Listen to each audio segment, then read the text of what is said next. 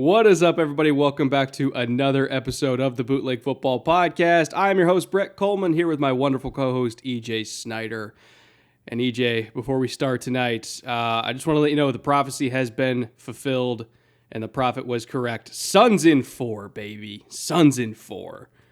Yeah, we all saw the prophet in the stands, and man, you don't want to cross the prophet. Hey, because prophet's going to pull your jersey over your head and make good prophet time. Prophet will fuck you up. Or in his words, fuck your boy up. Excuse me. To quote him directly, the Holy Scripture. Yeah, he fulfilled a prophecy in the stands. But no, the Suns are fun. And everybody's like, wait, this isn't a basketball podcast. Well, no, but we can still talk about fun sports stuff. Yeah, there's things other than football going on for 1 month out of the year. We're in June. It's the summer doldrums. The draft is long gone. Training camp doesn't start till next year. Like, this is the time where, you're watching racing, you're watching basketball, you're getting as much college softball in as you possibly can. By the way, family tradition, well, it was a few weeks ago, Memorial Day weekend, me and my dad always used to call it the golden weekend because you're getting college baseball, lacrosse, softball, basketball, golf, Indy fight, like all the same weekend. Like, other than football not being there, it is the best sports weekend of the year, and it was fantastic this year again. But anywho, we got a lot of football to talk about. Why don't we get into it? We're talking NFC South this week. A lot of really, really fascinating teams to go over, all the way from the bottom to the top. Really, there isn't really a bottom with this division, I would say. Like, it's kind of like the AFC West. There's no bad teams, but they're all incredibly fascinating. Kind of what's your take overall with this division before we get into the Falcons as our first team? Well, certainly Tom Brady shifted the balance for this division coming in last year, picking Tampa Bay, sort of hand-selecting Tampa Bay as the team that he wanted to see if he could take to the Super Bowl, and he did. That's incredibly rare.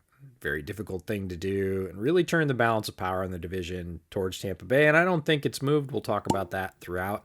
But some coaching changes. The second year of Matt Rule in Carolina, so we get to see more of his program.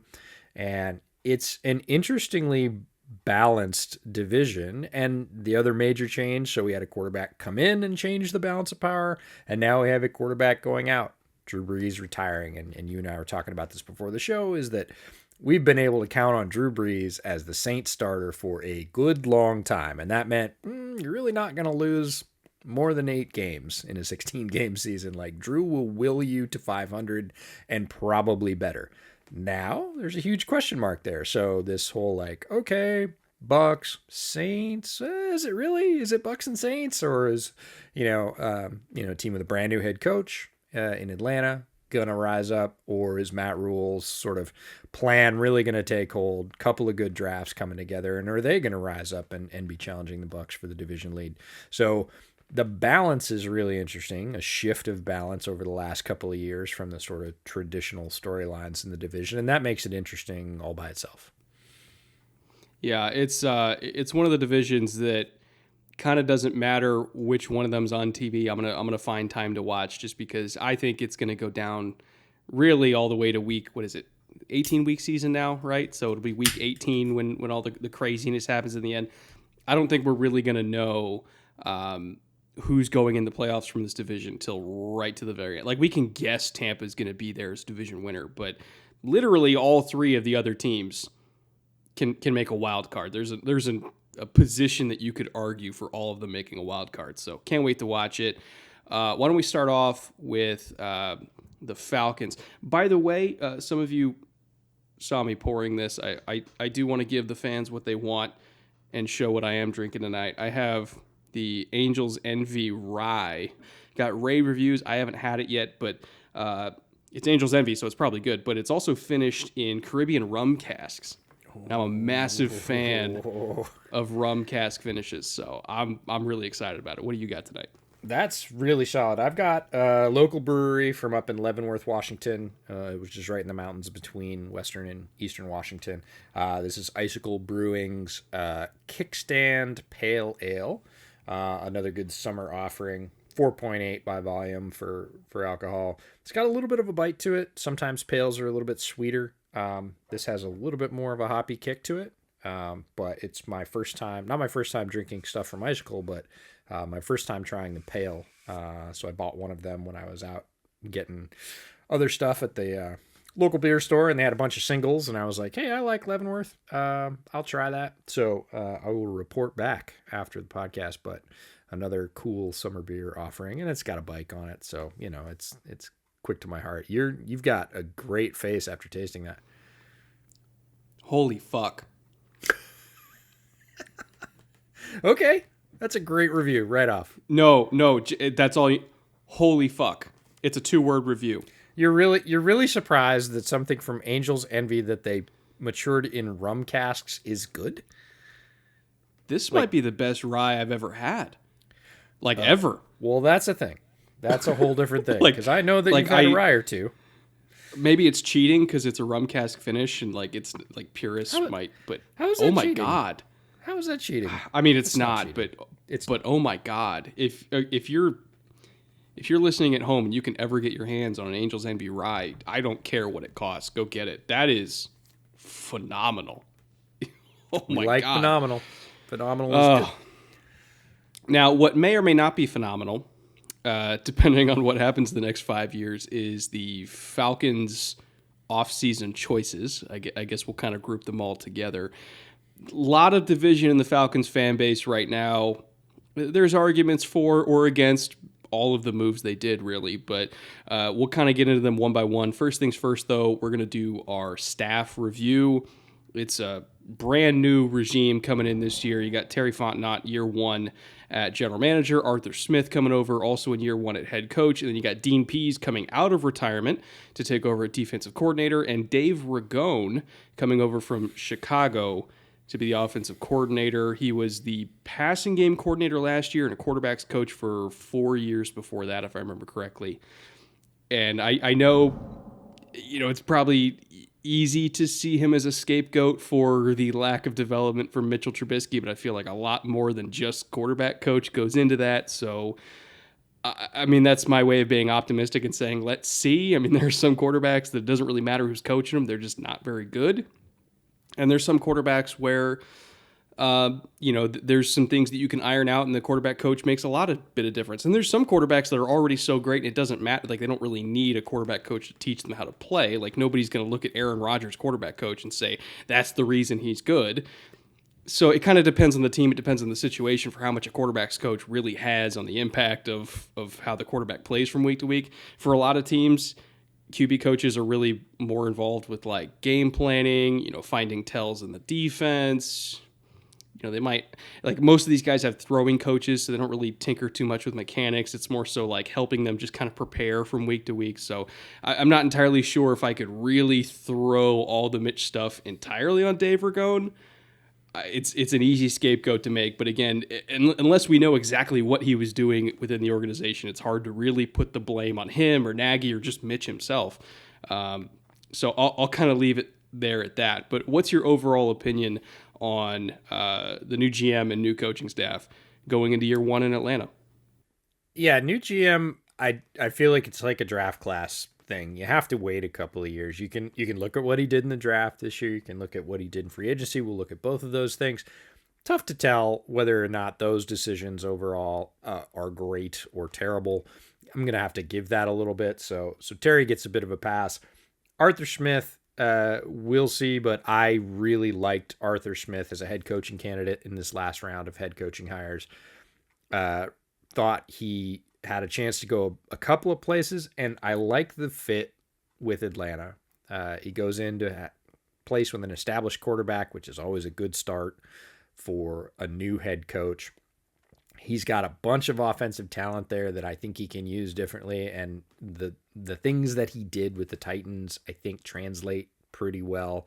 So I'm excited about Arthur Smith. I really want to see how it all gels and how quickly it gels. You and I were talking about the fact that this could be very Matt LaFleur-esque, right? I predicted a bit of a slower start for Matt LaFleur, and sure enough, he had an established veteran quarterback, and they came out of the gate hot and ran straight to the division title that year, surprising everybody because they'd had a lot of changes on defense. It was a brand new head coach. Everybody was saying, oh, it's going to take a while to gel.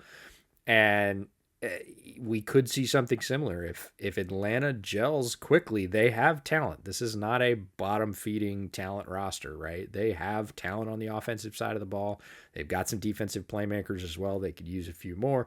But if Arthur Smith and Matty Ice get on the same page really quickly, Atlanta could be good fast. So that'll be fascinating to watch. Dean Pease, man, Dean Pease is kind of the Brett Favre of defensive coordinators, right? I'm going to retire. I'm not going to do this anymore. And everybody wishes him well. And then somebody says, oh, come back for a year and be my defensive consultant. And he does. And then I'm going to retire. I'm walking away. I'm not doing it. And then Arthur Smith goes to Atlanta and says, I'll make you defensive coordinator. And Dean Pease is like, okay, yeah, I'll do it.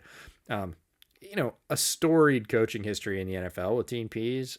So again, we'll see how he meshes with those defensive pieces. And the Dave Ragone thing, I think he nailed it. We don't really know what he did in Chicago. Nagy was very hands-on with the offense. We know he was the play caller. We know he was very involved with Mitch personally. We don't really know what Dave's responsibility was or authority was within that system. And he changed last year from being a quarterback's coach to being a sort of more offensive overseer. Again, what does that really mean? Is it preparation? Is it game planning? Is it scripting? We don't know. Overall, wasn't really thrilled with the offense in pretty much any phase when Dave Ragone was there. It was never like, oh, Dave Ragone came in and this got better and that got better.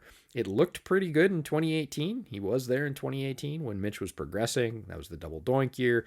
But after that, there wasn't really any righting the ship. And you would hope that, Mark Helfrich and Dave Ragone, all guys that were there, would help to sort of do that, right the ship, cull the bad plays, keep the focus on the good plays.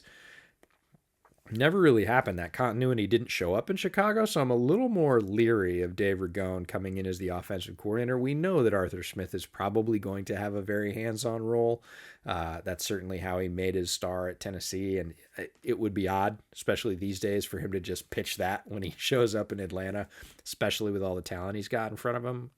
So again, might not make a huge difference, but if you just said, hey, Dave Ragone's the new offensive coordinator for X team, what do you think? I'd be like, well, I'm going to give that an incomplete grade and we'll see.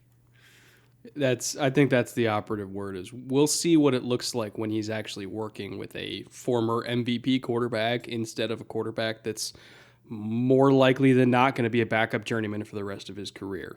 Like we've seen a lot of coaches live and die by who their quarterback is, regardless of what they do, good or bad. So again, we'll see what it looks like when he's got Matt Ryan. I will say this for Arthur Smith.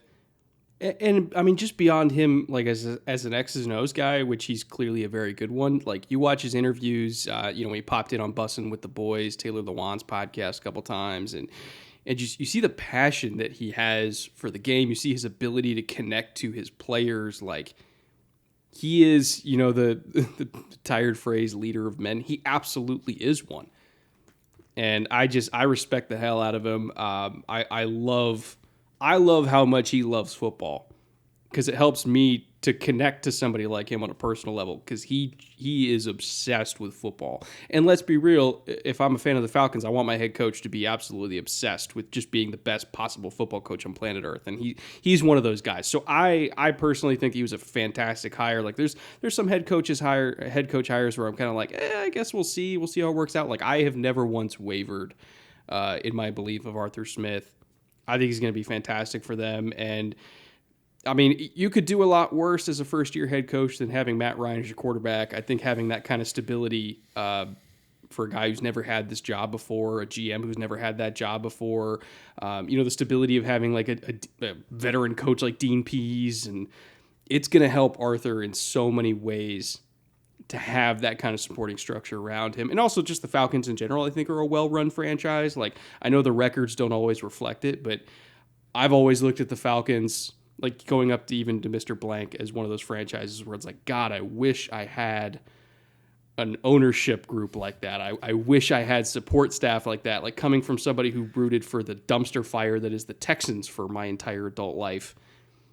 Like, I know Falcons fans complain, but good Lord, do you know how lucky you people are to have Arthur Blank as your owner and Arthur Smith as your head coach now? Like, I would kill for that. And I'm still seeing so many like divisive opinions. Like, good God, like in a couple of years, they're going to realize what they got there. Well, I think it's that way with the quarterback too, right? If you look at Falcons fans, there are Matt supporters, Matt Ryan supporters, right? And then there are Matt Ryan detractors saying, "Yeah, he's great, but what has he ever done?" Right? Has he ever won a Super Bowl, right? And people point to MVP and passing yards and everything else. Matt Ryan is a very good quarterback. And franchises with very good quarterbacks, I don't want to say get complacent, but they get used to having one. Certainly, you can tell fans of a franchise that have a quarterback and fans of a franchise that do not have a stable quarterback situation. We've had a very stable quarterback situation in Atlanta for a while, but they get to the, okay, what's next? You know, we got a stable quarterback. He's a good guy. He can throw up a bunch of wins, he can throw up a bunch of passing yards, but, you know, you start to get that sort of mid-career Andy Reid criticism, right? Can't win the big one, right? Can't finish. Can't get us past this. Is, you know, start over, right? You see a lot of that frustration. And, you know, this is a guy in Arthur Smith that came in and took Ryan Tannehill, who was considered good, but sort of middle of the road, right? Had potential, showed flashes, but wasn't consistent. Sound familiar, right? And you get Smith and Tannehill together, and all of a sudden Tannehill ascends to being certainly a top half quarterback in the NFL, if not a top third quarterback in the NFL. And again, is a guy that can push your team to wins that they otherwise wouldn't have. You want that kind of guy coming in and saying, "Look, Matt, I know you're talented. I know you're good at a lot of things. I know you got a couple of solid years left. Let's go do it." Right? We have offensive talent around you.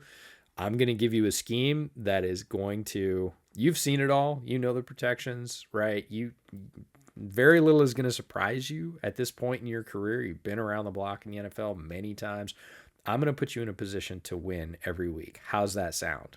And to a guy like Matt Ryan, that's all I can ask for. I got talent. I got weapons. Now I got a coach who's like, guess what? I'm going to give you A and B, and one of them's going to win every week. What do you think? And I think that's a good segue to talking about their draft class, because they clearly, and again with the restructure they did with him and you know, taking Kyle Pitts in the top 4, like they clearly were like, we still believe in Matt. He's still got 3 or 4 more years. Let's make a run at this thing. You know, Tampa might only have like 1 more year left of this core being together. We'll see. Like they clearly had like a plan of like the next 2 years we're going to make a run. And then the Julio thing happened.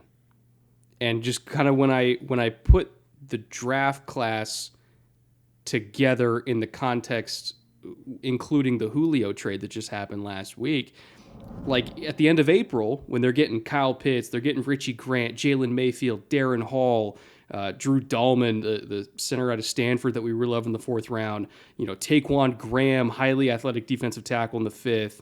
You get Avery Williams out of Boise State, and then Frank Darby, who you and I both love as a vertical threat, who's like your wide receiver 4 or 5 in the 6th round at Arizona State. Last time he was healthy, he was getting like 22 yards a catch or something like that. And so you're looking at that draft class, and you're like, man, they're surrounding Matt Ryan with the talent. They're going to go after the Buccaneers. Let's go. Love it. Julio gets traded. And that's the thing that I'm having a hard time reconciling, is the mentality of sticking with Matt Ryan and, you know, we're going to put Kyle Pitts and Julio and Gage and Calvin Ridley all together in one offense, and then you trade Julio. And it's like, now it almost feels like a disconnect where it's like, well, if you're going to trade Julio and we love Kyle Pitts, it's like, why not just take Justin Fields at 4th? And that was the thing I was really struggling with, is it felt like they were kind of pulling themselves in 2 different directions between planning for the future and then, you know, going for it right now. And I know there was the reports that came out that said Julio wanted out as soon as they fired Dan Quinn, because he was a big believer in Dan Quinn and they couldn't repair the relationship. And it's like, okay, that was October. So if you knew this was coming for months, that Julio was going to want out, and you were fielding offers, and that pissed him off even more, and then he demanded a trade because you fielded offers, like, if you knew this was coming, it's like, do you think you have enough without Julio to still make a run just because you drafted Kyle Pitts? Like, that's the disconnect I'm having right now, is I feel like they kind of got one foot on both sides of the door, and I honestly, I'm not even sure if they really know which way they want to go. Yeah, certainly Falcons fans are echoing those sentiments that you just said. Like, if we're doing this, then what is this? I think they got to the point, it's not that they didn't know. I think they got to the point where they said, after June 1st is palatable, right? Because we push all this money into Matt's contract, which was when people were saying, oh, the Falcons are going to take a quarterback. I was like, the Falcons can't really take a quarterback. I mean, they can, but if he ascends, like, you're going to be paying your backup $40 million over the next and nobody couple wants years. to do that. It's just not a great look. So they were very solidly, like you said, at the top behind Matt Ryan. And there's nothing wrong with that. I think Matt Ryan can be a very productive quarterback, especially with Smith and all the weapons. But they looked at that and they said, we have all this money tied up in Matt Ryan. And they looked at Julio and said, Julio's a chunk of money. And he's going to have more money if we're going to keep him. Can we get him moved? And if so, what can we get for him and when? Because the when is what you're talking about, right? If you knew this was coming from October, why not move him pre-draft, get more draft picks, whatever else? And the reason for the when, I think, is June 1st more than anything. For folks that don't know, June 1st is when the league year resets, and doing things before June 1st or after June 1st are very different financially. Now, could they have held on to Julio? Yeah, they could have, but it gives them more flexibility, and I think that they think that Gage can be their number 2 wide receiver and Pitts can be their number 2 threat. Right? Calvin Ridley is purely the alpha. He played an alpha role while Julio was out last year, an underrated performance, absolutely a top wide receiver. So they already have that alpha position. They're not trying to replace that. And on most teams, if you were going to get rid of Julio Jones, you'd need a new alpha. You'd have to go get one, and that would be difficult. It's kind of like the argument against trading Russell Wilson, right? If you trade Russell Wilson, what are you going to replace him with? Most teams, if you trade Julio, what are you going to replace him with? You already have that guy on your team. You've got Ridley, and he played. Like, that's not a projection. He can be an number 1 alpha wide receiver. Gage played very well in the third role. I think they think he can slide into the second role, and Kyle Pitts can be their second overall sort of target, like Calvin's target 1 and Kyle Pitts is target 2, and Gage can be that supporting third wide receiver for a much more reasonable contract. And they can get an asset for Julio while he's still going to grant them that. Right? They don't drive him into the ground at the end and then lose him to free agency or whatever else. So I think it's more about the June 1st timing and them really thinking exactly that. Hey, we got Kyle Pitts. Kyle Pitts could be our wide receiver too if we really wanted to play him there. But we're going to move him around. We're going to keep him creative. He's going to be our second target. And Gage can be the third target pretty easily after what he showed last year. And I think they're confident in that. And they just said, what can we get and how can we lessen the impact of Julio's money, and it was by trading him after June 1st. And again, I don't disagree. I think that was pretty bang on their mentality because, I mean, God, even 2 or 3 years ago, they saw this coming. Like, they drafted Calvin Ridley a year before they had to get rid of Mo Sanu. So, this is a team that typically, kind of takes problems ahead of when they need to be addressed. Maybe they thought that they could convince Julio to come back, or maybe they really were planning on trading him after June 1st the whole time. Either way, I don't know. I feel like the relationship could have been repaired, but there was so much financial incentive to not repair it. Yeah, a reason not to do the thing that everybody wants them to do. And look, Falcons fans are super sad about this. Julio is a beloved player, and you know this, right? You Texans fan for a long time, and when beloved player goes after a while, after a lot of contributions, Julio's only ever been a Falcon. Like, all of his contributions have been to and for Atlanta. Right. And now it's going to be him in another jersey. And that's just difficult. Like, it's difficult for any fan base. I'm not blaming Falcons fans, or they can feel however they want to. Julio was their guy. And a lot of them were very attached to him, and rightfully so. He is a great football player. Like, this is not about Julio Jones's athletic ability, football ability. He is a great football player. And he's going to be an asset where he landed. That's not a thing. It's more about, so what were the Falcons thinking and why? And that's probably why. Would we have done the same thing? Maybe.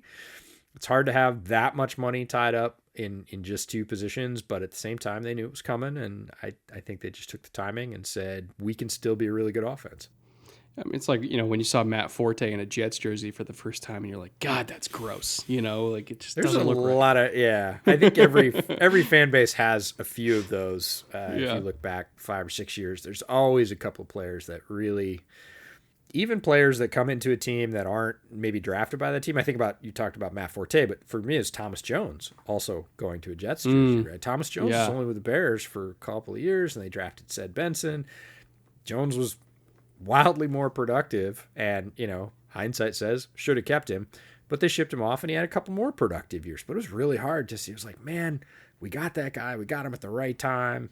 He helped that team get to the Super Bowl, and then you trade him off, and the guy that it didn't help that the guy that replaced him was not a star. Cedric Benson. This was not a Julio and Calvin Ridley situation. It was a Thomas Jones and a, hey, that guy really didn't work out for the way we thought he would. So it made it even more difficult. But yeah, there's always players who are with the team and move on, whether they came in free agency or whether they came in the draft, and they just, fans are like, why? Why did you do that? And there's a lot of that with Atlanta fans right now, and rightfully so. Looking at all of the players that they just drafted beyond Kyle Pitts, because we know Kyle Pitts he's that dude. Wide receiver, tight end, doesn't matter what you call him. He can play in line, he can play H-back, he can play X, he can play slot. He does everything. Beyond Kyle Pitts, who's the obvious future superstar type talent, getting the Hall of Fame grades coming out of Florida, Daniel Jeremiah. He's like, I compare him to TJ Hawkinson coming out a few years, and they're like a different species. And TJ Hawkinson was seen as like one of the better tight end prospects the last decade. Like, that's how highly Kyle Pitts is seen. Beyond him, the Richie Grant pick in the second round, you and I both loved. Extremely versatile safety, can play single high, can play in the slot, tough against the run. He's one of these guys like Trayvon Merrick and Tyree Gillespie, where he does everything. Like, he's a scheme-proof safety, which I think the league is kind of going more and more to those kind of guys where it's less defined roles at safety and more of a, we're going to have you do a little bit of everything, the Kyle Duggars of the world. You got Jalen Mayfield out of Michigan, a little bit rich for my blood. How early they took him in the third round. I did not see tackle with him at all. I don't know if they're going to try him at tackle or guard. I think he's going to end up at guard long term regardless. Again, a little bit rich for me, but he's not a bad player. I just didn't have a third round grade on him. Darren Hall out of San Diego State. That one was a really interesting fit because he's hyper athletic. I mean, hyper athletic. And if I remember correctly, he has a connection to the DB coach, like a familial connection to the DB coach. So in a COVID year where it's kind of hard to get, information on guys, like they kind of had it, I think his DB coach at San Diego State was a relative of somebody in the Falcons coaching staff, if I remember correctly. That was the connection I read about. And so, they had the book on him from the beginning, and the fact that he tested absolutely out of this world as well. And you look at his film, like the athleticism shows up on tape. He's not just a workout warrior. Super, super high upside DB. I think he could play corner or safety. Excited to see where he winds up for them. Drew Dahlman, we mentioned at Stanford. I don't know if he'll start early on, but I do think that he has a chance to start down the line at center for them. Rock solid in pass protection, good zone blocker. Taquan Graham, again, I don't think he's going to start immediately because he's raw as hell. He's not ready, but extremely athletic. Really good developmental guy. Ogundeji from Notre Dame, probably a rotational edge and special teamer, but really the one I want to highlight is Frank Darby. Only had 6 catches in 2020 because of an injury, but when you go back and watch him in 2019 when he was healthy, and Brandon Ayuk was on the other side of him, like Frank Darby was a legitimate threat who just happened to be overshadowed by a superstar in Ayuk. But like, he was a legitimate deep threat, showed up to the Senior Bowl after he recovered from injury. He was beating people really well down there in the one-on-ones, really subtle route runner. And again, the deep speed is real. He's got legit 4.4 speed.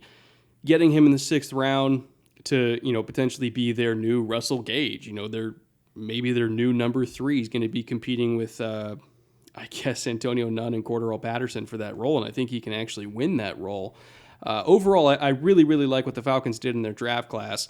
Didn't take a quarterback, which again is a debate you can have, but in terms of the talents they got, other than the Jalen Mayfield pick, I feel like they got good value at every single spot. Yeah, I was all in with the Falcons draft for the first 2 picks. I mean, Pitts, hey, they did it. There was a lot of speculation they might. Hard. I'm not going to say impossible because it's not impossible to miss on anybody, but really hard to miss when you grab a guy like Kyle Pitts. Yeah, every evaluation on him across the board from all teams, everybody was like, all world, he's amazing. So, and then they get Richie Grant, player that I absolutely love. You said he could play single high, he could play close to the line. He can also play corner.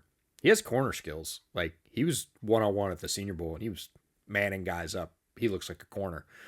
So he's one of those guys. Love that pick. And I was like, man, Pitts and Grant, that is an amazing start. Great job. Again, brand new GM, so you don't know exactly what their tendencies are, how they're going to go. And I was like, that's super strong. And then they go Mayfield. Was early for me as well. Don't really care about guard and tackle. Where they put him is where they put him. Darren Hall was a bit surprised. It was like, wow, especially with people that were still on the board that I liked a little bit better. But again, they've got some different inside information. So I feel like they kind of went super strong. I don't want to say got off track, but just had different values on those 2 guys in the middle. And then I really like what they did to finish out with Dahlman. Doubt he'll start. They have Matt Hennessy there, who they were really excited about. Another Senior Bowl standout from the year before. Taquan Graham, super athletic. Just they're, again, you get him in the 5th, you're gambling on the athletic potential because he has tons of it. And if they can polish up the sharp edges, Ogundeji I like as a more consistent contributor right now than Taquan Graham, but he doesn't have the upside. But I think he can be a very good rotational player. I thought he was underrated. Avery Williams, not to be overlooked, has crazy speed at corner, but is a huge special teams contributor. Is a guy that can return punts and kicks for you. And if you're getting that guy at the end of the deep end of the 5th round in the compensatory picks, that's a swing you're willing to take to try and, hey, let's get a little field position here. Let's get maybe a special teams touchdown or 2. Over the course. And then Frank Darby we really liked, was underrated, I think largely because of the injury, just sort of out of sight, out of mind. But yeah, when you go back to that tape with him and Ayuk, you're like, who's this guy? Right? I'm supposed to be watching this guy, but who's this guy? Because he keeps making plays.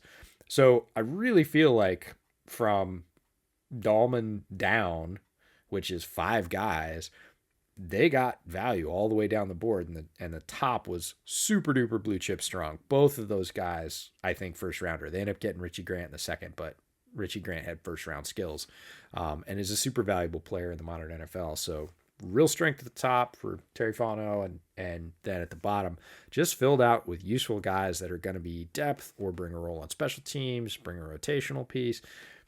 Just felt like a really strong fit draft to me. And, even the guys they got after the draft, kind of transitioning over to their UDFAs, first of all, they had a ton of them. They had 19 guys signed. I don't even know if I can fit all of them on screen. So I do just want to kind of highlight a few that really jumped out to me. First things first, Felipe Franks from Arkansas, super high upside, toolsy quarterback prospect, mobile, just tons of size, great arm strength, inconsistent as all hell. He's kind of the annual like, oh, but just what if he hits, quarterback prospect, where it's like, if he hits his ceiling, he's going to be great. They rarely do, but he's an undrafted free agent, so it's okay to dream here. But man, if he hits, he's going to be so good because he's got just tools on tools on tools. Kind of surprising that somebody with his kind of tools didn't get drafted. So I don't know if there was a medical thing or what, just because it's kind of hard to find dudes with his physical profile, like his size and mobility and arm strength and everything like that. Just to not even get drafted was weird. And then you kind of go up the list a little bit. Your favorite, Antonio Nunn, wide receiver out of Buffalo. One of those guys, kind of like a Jacoby Myers, where does he blow you away with any physical traits? No, but he's going to be in the right place at the right time, and he's going to make the catch. Like he's going to fulfill the job description of wide receiver. So again, I expect him to. If he doesn't make the team, I do think he'll at least be on the practice squad. I don't know if they're going to let him go because he's kind of crafty, and I don't know if they're going to be willing to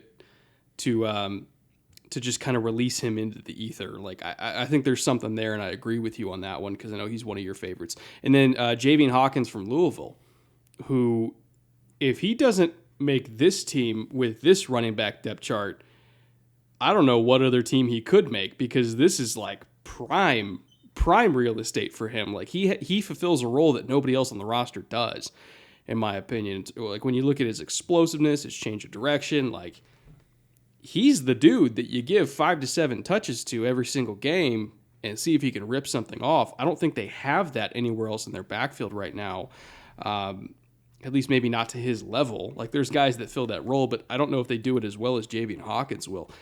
Again, I fully expect him to make the team, and I think he's going to dress every single week as a UDFA.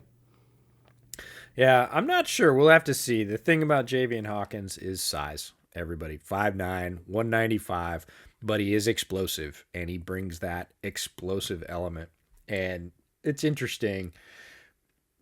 Antonio Nunn, you talked about. Another guy, Errol Thompson from Mississippi State, the linebacker, definitely a guy that had a draftable grade on a lot of boards. I think he will stick it certainly on the practice squad. Might not make the 53. We'll see. Felipe Franks, you touched on. There's a few in there. Again, 19, not weird to see a large UDFA class on a team with a brand new general manager, brand new head coach. They're going to sift through, find their guys. They're going to give a lot of people chances to play. So I would have been much more surprised if they'd brought in like 4. But they went all over the board. It's not just one position. They got cornerbacks and running backs, a bunch of edges. Again, talk about quarterback, tight end, a couple of wide receivers, a couple of safeties, whole bunch of OL, right? Including, and this is always fun for me, whenever I see a school that I was not aware of. Because I used to work in higher education, and then I got into doing the draft, and so through that I know most names of most schools in the whole country. And they grabbed a guy from the South Dakota School of Mines. And I was like, you got I me. didn't even know there was a South Dakota School of Mines. I knew there was a Colorado School of Mines, but I've never seen South Dakota School of Mines. So shout out to Jack Batho IV, an offensive tackle out of the South Dakota School of Mines. I just looked it up. I went through every running back listed on their roster right now. Hawkins is the only one that runs under 4.5. I want to talk about that though, because there was a guy, and this is one of the beauties of these episodes is we're going through the whole roster. We're going through the existing roster, going through free agents lost, free agents added, draft, and UDFA. So it's pretty much the whole player personnel package for a team. And occasionally there's a guy that you get really excited about in the draft. He goes to a situation, he gets buried on the depth chart, whatever. He makes a team, but does nothing, right? But you remember back, and then things change. They get a new head coach who likes big, bruising running backs that show some speed. And you're like... Quadre Olison, right? Yeah. Guy that we got excited about. And he went to the Falcons, and we're like, this guy's got talent. We talked about him last year. Didn't turn out that the coaching staff really thought much of him, or maybe he didn't make an impact. Maybe he didn't show up in practice. Who knows? We weren't there. Now you get Arthur Smith, and he's thumbing through his index cards, or of course his digital iPad of all the players that he's got, and he's like, all right, okay, running back room, wide receiver room. He's like, whoa, look at this guy. Man, he's big. I want to see what this 6'1", 230. guy can do. Yeah, 230, yeah. Big for a ring back, and he shows some real flash. He did at Pitt, and it was one of the things that we both liked about him. And I'm like, if anybody can figure out how to use Quadriolis in the right way, it's Arthur Smith, right? So I'm kind of excited. You go from excited to, hey, he didn't do anything, to kind of back to tepidly excited. You're like, maybe this guy who understands how to use big running backs to great effect can look at Quadriolis and say, maybe you're the guy I give 5 carries a game to, because I really like your style and you're going to break some off, or you're going to tire people out, whatever it is. So always a fun shift for players who maybe were a little bit buried on the old depth chart, or depth chart under the old regime. New regime comes in and somebody sees a spark. We saw this with Curtis Samuel when Matt Rule came in, right? The previous regime just couldn't really figure out that offensive weapon thing, half wide receiver, half running back. They never really got the balance right. Matt Rule coming from college is like, I know exactly what to do with you. I'm totally familiar with that role. You ready to go? And Curtis Samuel's like, hell yeah, I'm ready to go. And he has a much better year. So always interesting to look for those opportunities as the roster turns over. And there's going to be a lot of roster turnover. Guys are going to leave. A bunch of these UDFAs are going to make it. Like it's a tumultuous time when there's a new GM, new coach combo. There's going to be a lot of churn on the roster. What was interesting, well, I guess it's maybe not surprising more so, but really the only two guys that they spent money on in terms of veteran free agency were Cordero Patterson and Mike Davis. Now it's a product of them not really having a whole lot of cap room, but those were the two guys that they really wanted to spend on, which was bringing over Davis from Carolina, who had a lot of success last year as a journeyman running back, backing up Christian McCaffrey when Christian went down. Mike was really solid. And again, they had nobody at running back, so I can see why they did that. But the Cordero Patterson thing, they gave him $3 million, which for a guy like Patterson, he's pretty much just a returner at this point. But they gave him $3 million solely for that role. And I remember, I put out a tweet not too long ago. You put up Cordero Patterson's accolades compared to Devin Hester. And it's one of those things where it's like, if Devin Hester goes in the Hall of Fame, Cordero Patterson has to go in the Hall of Fame. You look at his All-Pros, you look at his return records, his Pro Bowls, like he might be the most prolific return man in the history of the game. And I remember first looking at his number, $3 million. I was like, $3 million for just a returner. And then I looked at his accolades. I was like, well, I guess if he's literally the best at his job that's ever been on the planet, yeah, $3 million makes a lot of sense. But I can't, you're a Bears fan, so you watch Hester play for a lot of years. Am I wrong and think that Cordero Patterson is going to be a Hall of Famer one day? Because, I mean, he's kind of already there for me. Yeah, the Hall of Fame thing, not something I'm probably going to touch because there are people that don't believe that Devin Hester belongs in the Hall of Fame, which I think is crazy. They're wrong. They're just wrong. Okay, I'll let you say that's totally fine. Cordero Patterson, first off, he was making $5 for the Bears. So he took a $2 million. They were paying him $5 million for the last 2 years per year. Huh. And they tried to use him first as a wide receiver, which we all know was not a good choice. No. They moved him to running back, and he actually showed a bunch of improvement at running back throughout the year last year. And what I mean by that is, before that, it was just give Cordero the ball, he'll look for an opening, and he'll just run like right into it at pretty high speed. And he's a big dude. This is something from going to training camp a couple of years ago for the Bears the last year in Bourbonnais. Standing next to Cordero Patterson is like, Devin Hester was not a big guy. He was very shifty and very fast. Cordero Patterson is built like a tight end. Like, he's huge. Yeah. And the thing that he brings that was so much fun to watch in Chicago for the past couple of years is he is an awesome gunner. Like, he is one of the best gunners in the league because he is fast, he is big, he is physical, and he is always the first one down there, and he will obliterate guys. And so when you're talking about a guy with impact on special teams, everybody's talking about returns, return yards, does he score, what's the average field position? Well, he turns right around and plays on the other special teams unit and crushes people and is really, really good at it. Now, there's an argument, is that worth $5 million? And my partner on the other podcast, JB on Bears Over Beers, was a huge Cordero Patterson fan. He's like, I don't really care. Like, I love watching him play special teams both ways. I want him on the team. There's a financial argument to make there, but they get him for $2 million less than what the Bears are paying him. And he's going to contribute in those ways. If he gives you anything as a couple of carry, like gadget running back, which he got better at, he would start to actually make moves by the end of the year. He started to like hesitate before he went through a hole and then use his speed and his size. And it was like, whoa, if he figures this thing out, like if he gains some instinct at running back and can give you anything there, not as a starter, but any kind of boost on offense there, like $3 million's not a bad price for that. Hall of Fame for special teamers is always a thing. There's just such a backlog at other positions, but he's a fun player to watch. He's a really good team guy. He's an amazing athlete, great special teamer going both ways. And if he can give you anything extra that Arthur Smith can draw up as a trick play, like Patterson is a big, fast guy. Not super shifty, but he is a big, fast dude. I look at it this way. So he played 200 snaps. I just looked it up. He played 200 snaps for Chicago last year, most of those on special teams. Mm-hmm. So you're paying $5 million for 200 snaps. Mm-hmm. A top-tier wide receiver that's making about $15 million a year, so 3 times that, is playing 5 times as many snaps. So I think that's probably the angle that JB's looking at it, where it's like, we're paying a lot of money for a dude. Like, we're paying a third of the price for 20% of the snaps. Mathematically, I can see the argument for it. But again, we're talking about a guy that's 6-time All-Pro, won a Super Bowl with New England as a key contributor on special teams and as a running back. Remember, he played running back when there was injuries, and he was pretty damn good at it for the Patriots for that year. He was on the All-Decade team. He's tied for career kickoff return. Like, he's the GOAT of special teamers. So $3 million for maybe 200 snaps.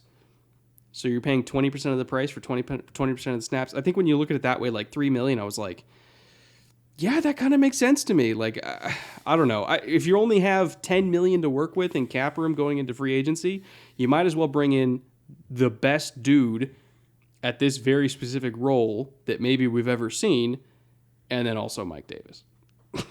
not to be insulting to Mike Davis, but no, Mike's another guy that played in Chicago, right? Before he went to Carolina, he was in Chicago. That's true. He was a Bear. I've always liked Mike Davis. He followed a prolific running back in college, and he was one of those guys that was like, hey, he's not that guy, but he's really good. Like, this guy can play. And, lately there's been an uproar on social media about the size of his quads because he has massive legs. But Mike Davis is a very productive dude. And like you said, they didn't really have anything at running back. They needed some stability, and Mike Davis is as stable as it gets.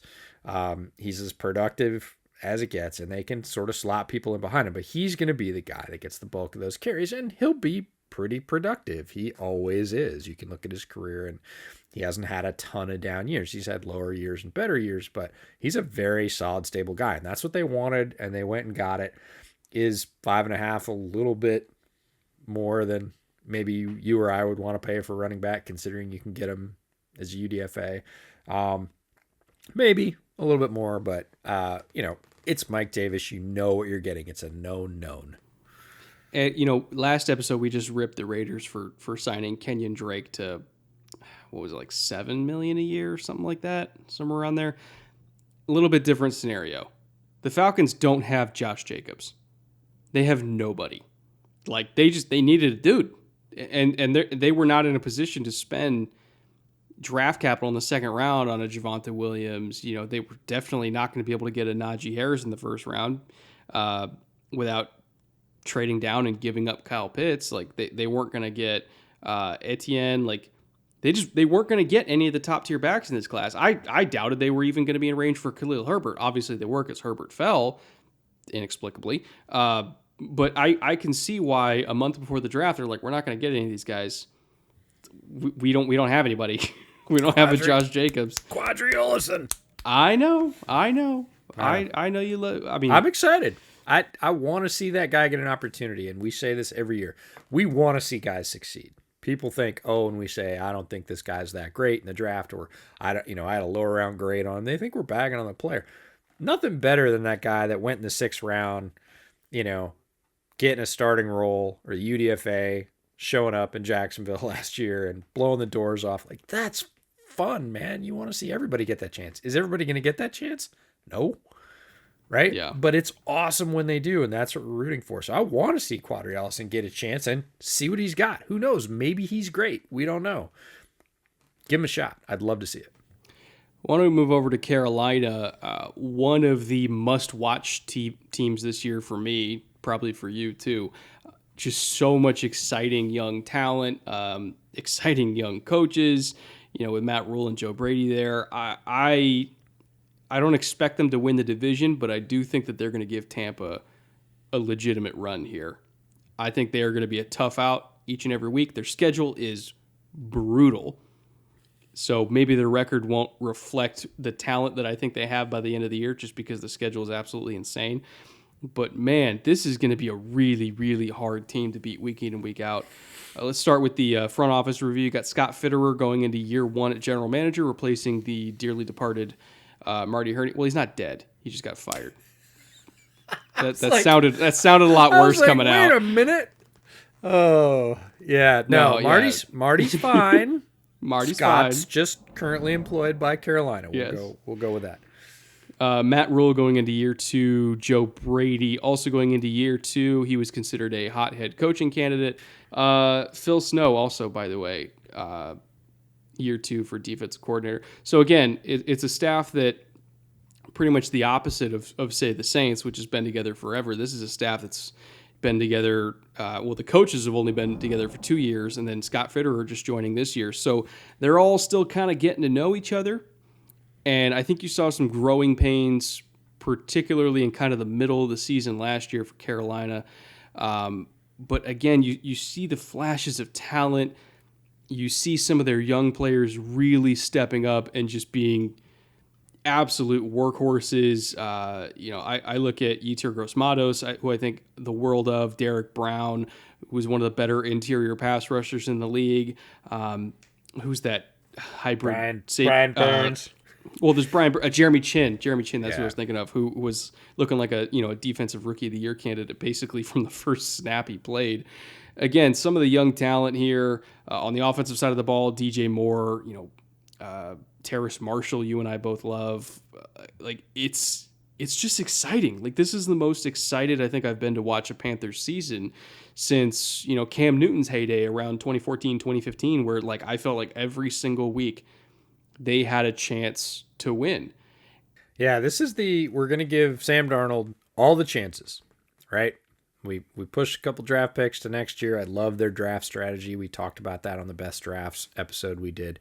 Scott Fitterer, David Tepper, the new owner, really set that tone at the top. Fitterer came up with this plan and said, look, if it's equal or lower, we're trading down, right? If there's not somebody we absolutely have to have, they, stuck and stayed at the top. But other than that, they traded down sort of religiously throughout the draft. They hung up the sign early and said, we're open for business. Traded down 5 times. Got some capital for next year. But really it was about, let's load up on as many weapons for Sam Darnold as we can get, right? Last year was the all defensive draft for Carolina. This year, let's make sure we get pieces for him. So Sam has as many weapons as he's ever had. He has the best offensive coordinator maybe that he's ever had in his life. This is the best chance that Darnold's ever had. So if you're a Darnold apologist and you said, but the scheme, but the coaches, but you can put stock in all those arguments. If most of the people on Carolina stay healthy this year, those arguments are done. He's got a great coaching staff. They've surrounded him with weapons. Can he stop seeing ghosts is the classic, Sam Darnold quote. And I'm excited to see it because I don't think we've seen what Darnold can really do. And no, this is the year. This is the no excuses. You got a scheme, you got a coach that can get the most out of many players. They've surrounded you with really good talent. Let's go. Let's see what you got. And if he hits, then they got to pay him. And people have criticized that move. You can talk about the financials, but they said, we're not going to get one of the top quarterbacks that we want. What's the best we can do? They get Darnold, surround him with talent, and say, show us what you got, Sam. Speaking of surrounding with talent, I'll go through their draft class real quick here. J.C. Horn at 8th overall, my highest graded DB, either at corner or safety, regardless of DB position, since Jalen Ramsey came out of Florida State back in 2016. So we're talking, a 5-year gap here. Again, one of the highest graded DBs I've ever seen. He's a phenomenal press corner. Terrace Marshall in round 2, pick 27 of round 2 out of LSU. He was in my tier 2 of receivers, just a hair below, the top 2 guys there. He was in the same tier of Elijah Moore for me, even though he went after Elijah Moore by a pretty significant margin. I still saw him as that same caliber of player. Different skill set, but I absolutely love Terrace Marshall as a go up and get it contested catch receiver that also has really good vertical stretch speed. Led college football, led the entire nation in contested catch percentage last year at about 82%, which is just ridiculous. Brady Christensen in round 3 out of BYU. If they want to run outside zone, they picked the right guy to do it. He was probably one of the top 3 to 4 tackles, in my opinion, in terms of being able to reach block in outside zone, and not just kind of play for a kick out block and say, "Oh, I can't get there. I'm just going to ride you to the edge." Like, he can actually get there on like a wide 9 and reach block him in space as an offensive tackle, which is insane. Like, his athleticism is scary, which is why he works so well in that system. Tommy Tremble, who's, I don't want to call him a tight end. He's more of an H-back, but he blocks his ass off. I mean, he plays with incredible physicality. Not super well developed as a receiver, but again, the effort is there as a blocker. Really, really like him. Davion Nixon, a lot of people were seeing him as like a top 50 talent. I guess I sort of agree with that if we're just talking about talent. But when you look at the film, he's not a top 50 player. He went right about where I thought he should in the 5th round. Extremely inconsistent. When it's there, but it's not there very often. I'll just say that. Keith Taylor went a little bit later than I expected as a true, press corner prospect out of Washington. Had a really nice Senior Bowl. Pretty much anything that was an outside release, he was locking down. Which is a boundary corner that's playing to the sideline. That's what you want to see. Deontay Brown out of Alabama, massive dude. He's like 340, 350 at this point, down from 365 earlier this offseason. He's somebody where I was kind of like, I don't know about the scheme fit. I don't really see him working in outside zone, so maybe they have other plans for him. Or maybe they just wanted to see if they could get him to lose weight to fit more outside zone. I guess we'll see, but it's a 6th-round pick, so who cares? Shai Smith, very solid slot receiver on a team that already has a bunch of very solid slot receivers, so we'll see where he fits into the mix, but that just might have been, a guy that was sitting there and they're like, well, we don't need him, but we'll just grab him. And then Thomas Fletcher, the long snapper out of Alabama, one of the best draft calls out of anybody this draft season. Go on YouTube and look at his phone call when he got drafted. It's amazing. And then Phil Hoskins, your guy out of Kentucky, massive dude, just a tree stump in the middle of the defensive line. Overall, when you look at this draft class, the big thing that sticks out to me is a change in defensive mentality. This is a team that was top 5 in zone coverage run last season. They really rarely ran man coverage, but when I look at picking up J.C. Horn, I look at picking up Keith Taylor, that to me signals that we're going to run single high structures. We're going to run press man coverage because that's what our DBs are good at. We're going to beat you up off the line of scrimmage. Good luck dealing with our defensive front while your receivers are all jammed up. Like, that's the mentality I think they're going to be playing with this year, because they can. And at least I, for one, am very excited to see it. Yeah, it was a really interesting draft. And J.C. Horn at the top, stick and stay, sort of ultimate matchup defensive weapon in this draft, gives them the ability to do whatever else they want with the other 10 guys on defense, right? They can say, J.C., take that guy. And then that guy can be anybody. Can be the slot receiver. You talked about Elijah Moore. Like, he covered Elijah Moore from the slot. He covered Kyle Pitts. He covered outside receivers. You just put Horn on whoever you want, whoever the hot hand is on the opposing offense, and say, take care of him so we don't have to worry about him, and then we'll run our coverage to what's left. And that's a real advantage. You see the Rams do it with Jalen Ramsey. So Horn, again, they went all defense last year. They start with defense again, and then they go on an offensive run. Terrace Marshall, one of my favorite big outside receivers, thought he was wildly underrated in this draft. Everybody was talking about Jamar Chase, and they should be. Marshall on the other side was not equally as good, but very, very good, and just didn't get a lot of the spotlight. I think he can eventually be a number 1. Like, I could see him being like A.J. Brown in a couple of years. Christensen, we talked about. There's some talk that they're going to play him at guard. I'd really like to see them give him a try at tackle, especially given their roster, but they've said in minicamp a couple times that they think they like him at guard. We'll see. I think he can be a fine guard. They want him at. I mean, Greg Little's their left tackle. I know. You and I see this the same way. I am not disagreeing. I saw that and my heart died a little bit. But he'll be a fine guard if they put him at guard. Again, they've got that figured. We'll see how that works. Tremble, great athlete. Like, yes, he's physical. Yes, he's a good blocker. He was underused as a wide receiver. He does need some polish there, but the athleticism is not short. He is extremely athletic. So he's a very interesting wild card. I want to see how they use him. I agree he's more of a move H-back kind of a guy than he is a straight tight end, but that doesn't mean he's not going to be effective, especially with a guy like Joe Brady who could be creative. Chuba Hubbard, I went back and looked at his blocking because a couple of fans said, I didn't see it. And I was like, no, absolutely. He was a great blocker. Here to say, he's not as great as I thought he was. And I probably conflated him with another guy. And you're like, EJ, how is that possible?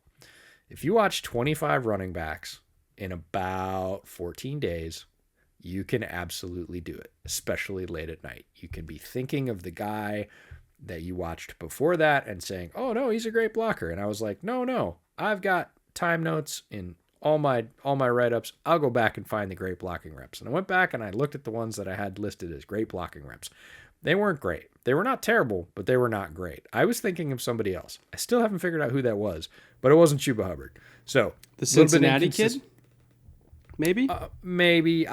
Again, you watched that many, and I didn't record what order I watched them in, but I watched a lot.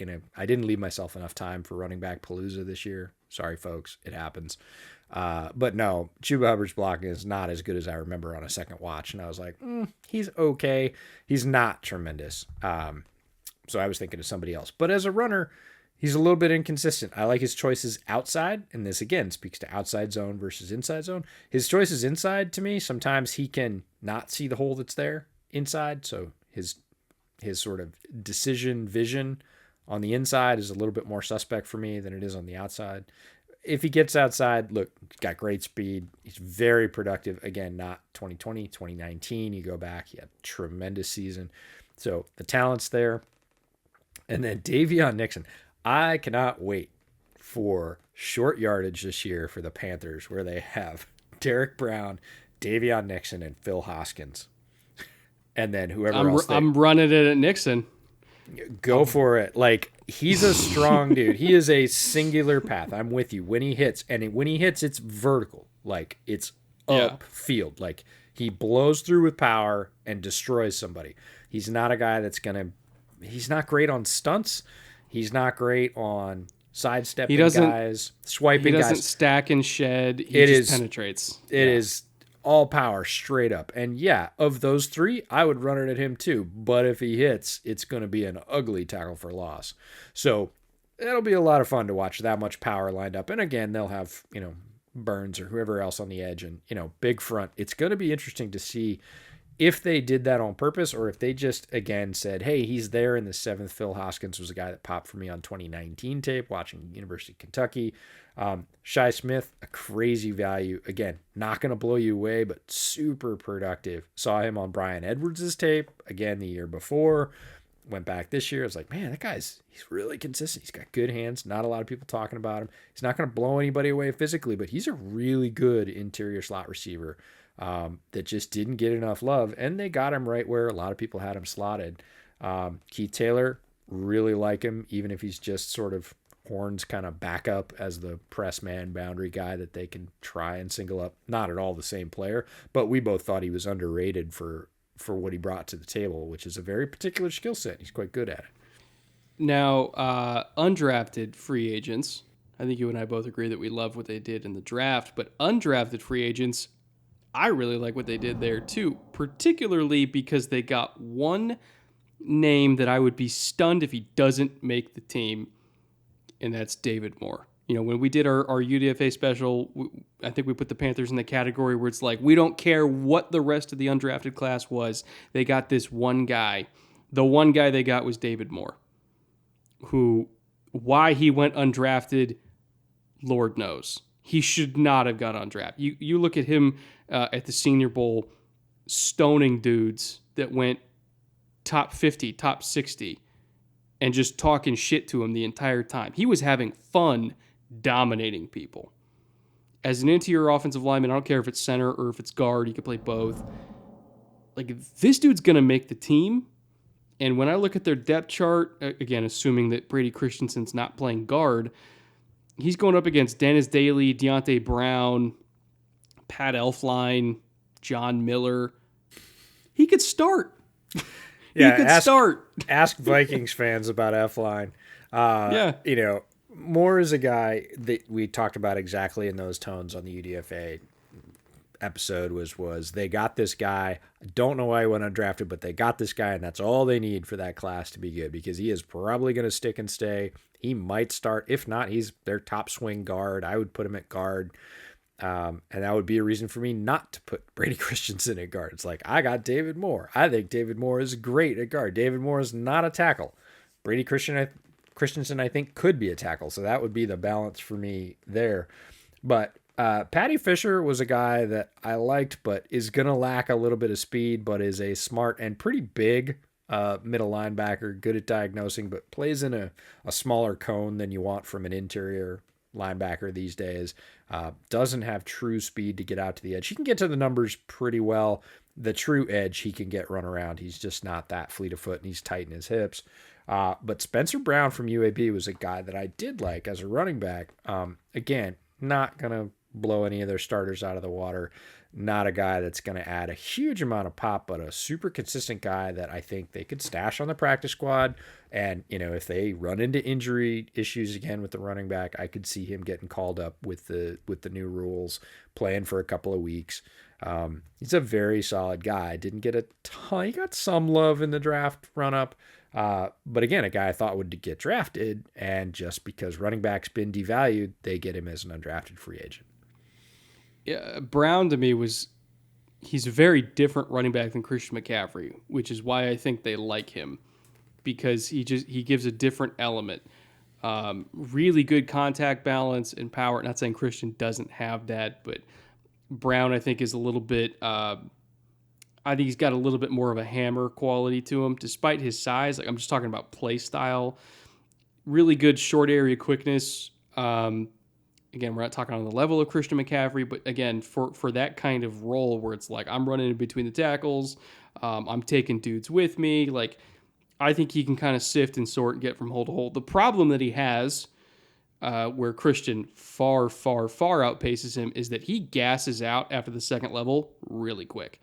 Like, he's a 4.6 guy, and that's not like he had a bad start in his time. Like, he's a 4.6 dude. After the first 10 yards, all bets are off. Whereas Christian, like, he breaks something, he's gone.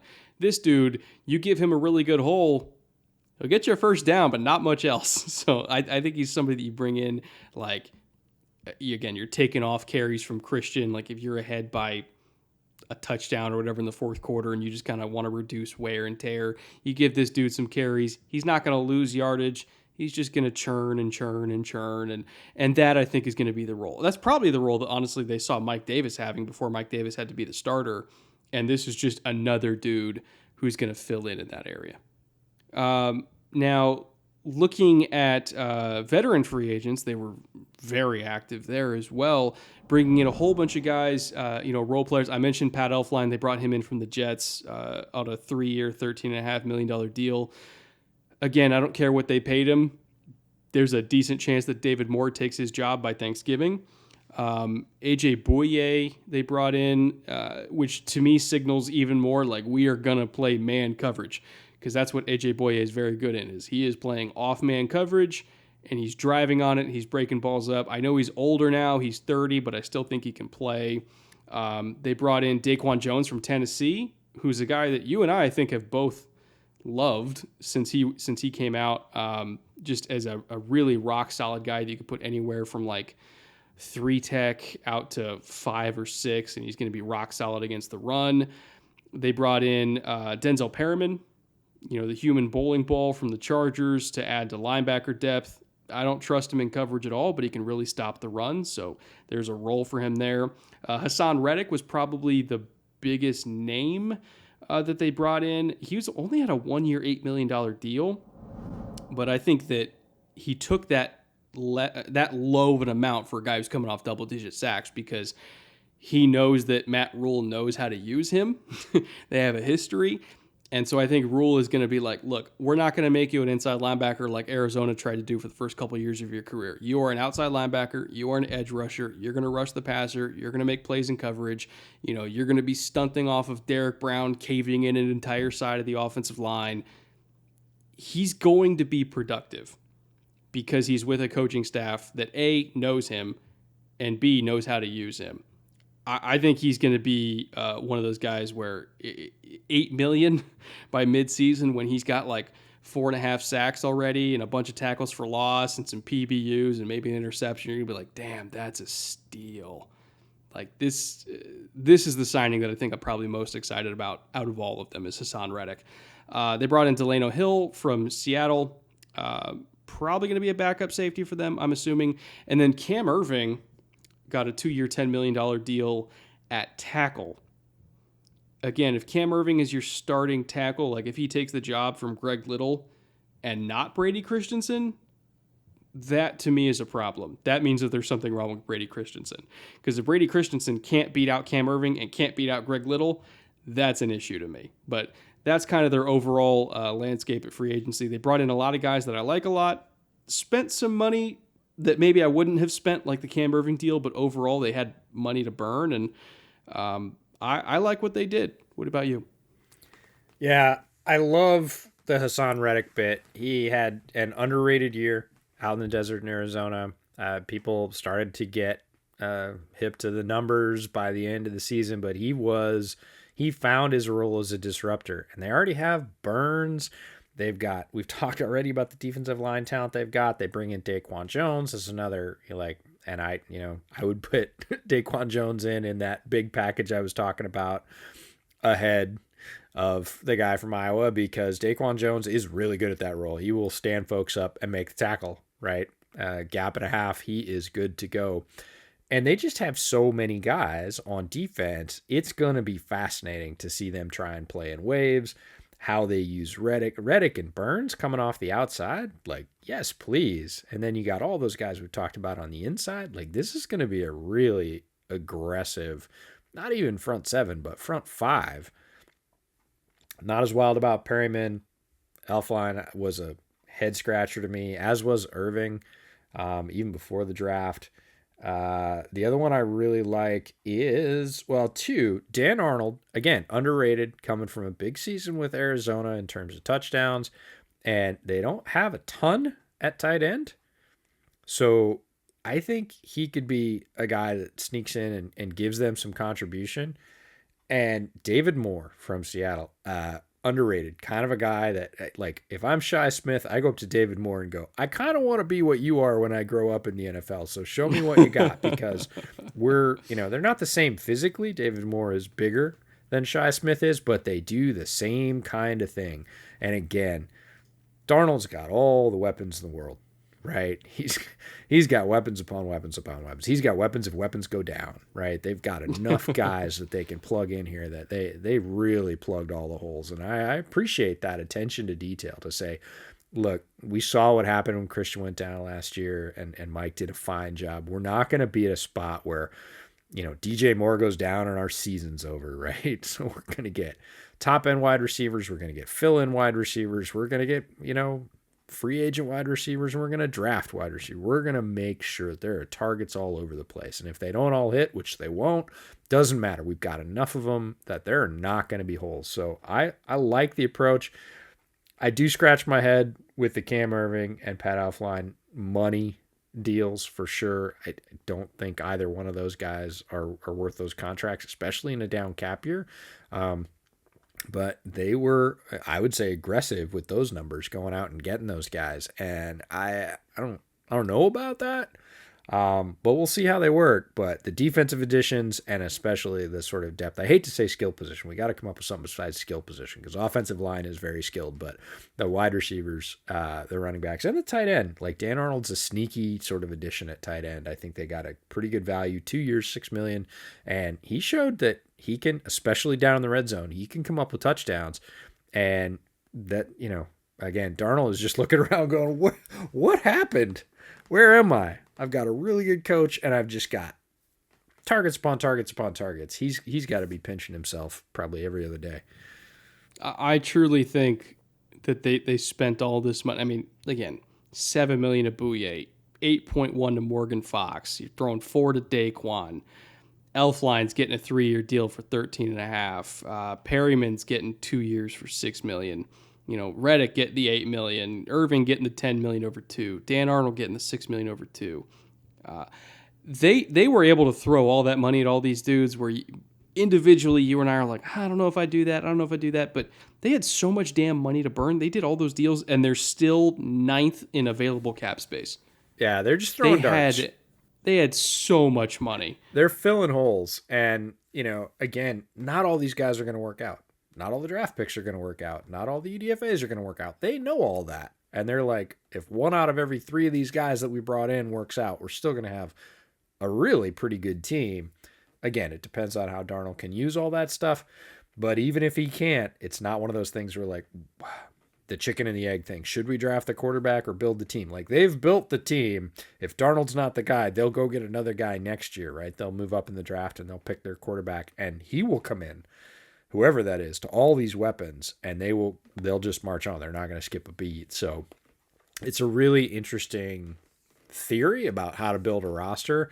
Again, they had a ton of cap flexibility. One of the reasons Matt Rule took the job, he knew that. He looked out and said, how cash strapped am I going to be or not in my first sort of run here? And they were like, nope, you're going to have financial resources. And he was like, okay, let's go.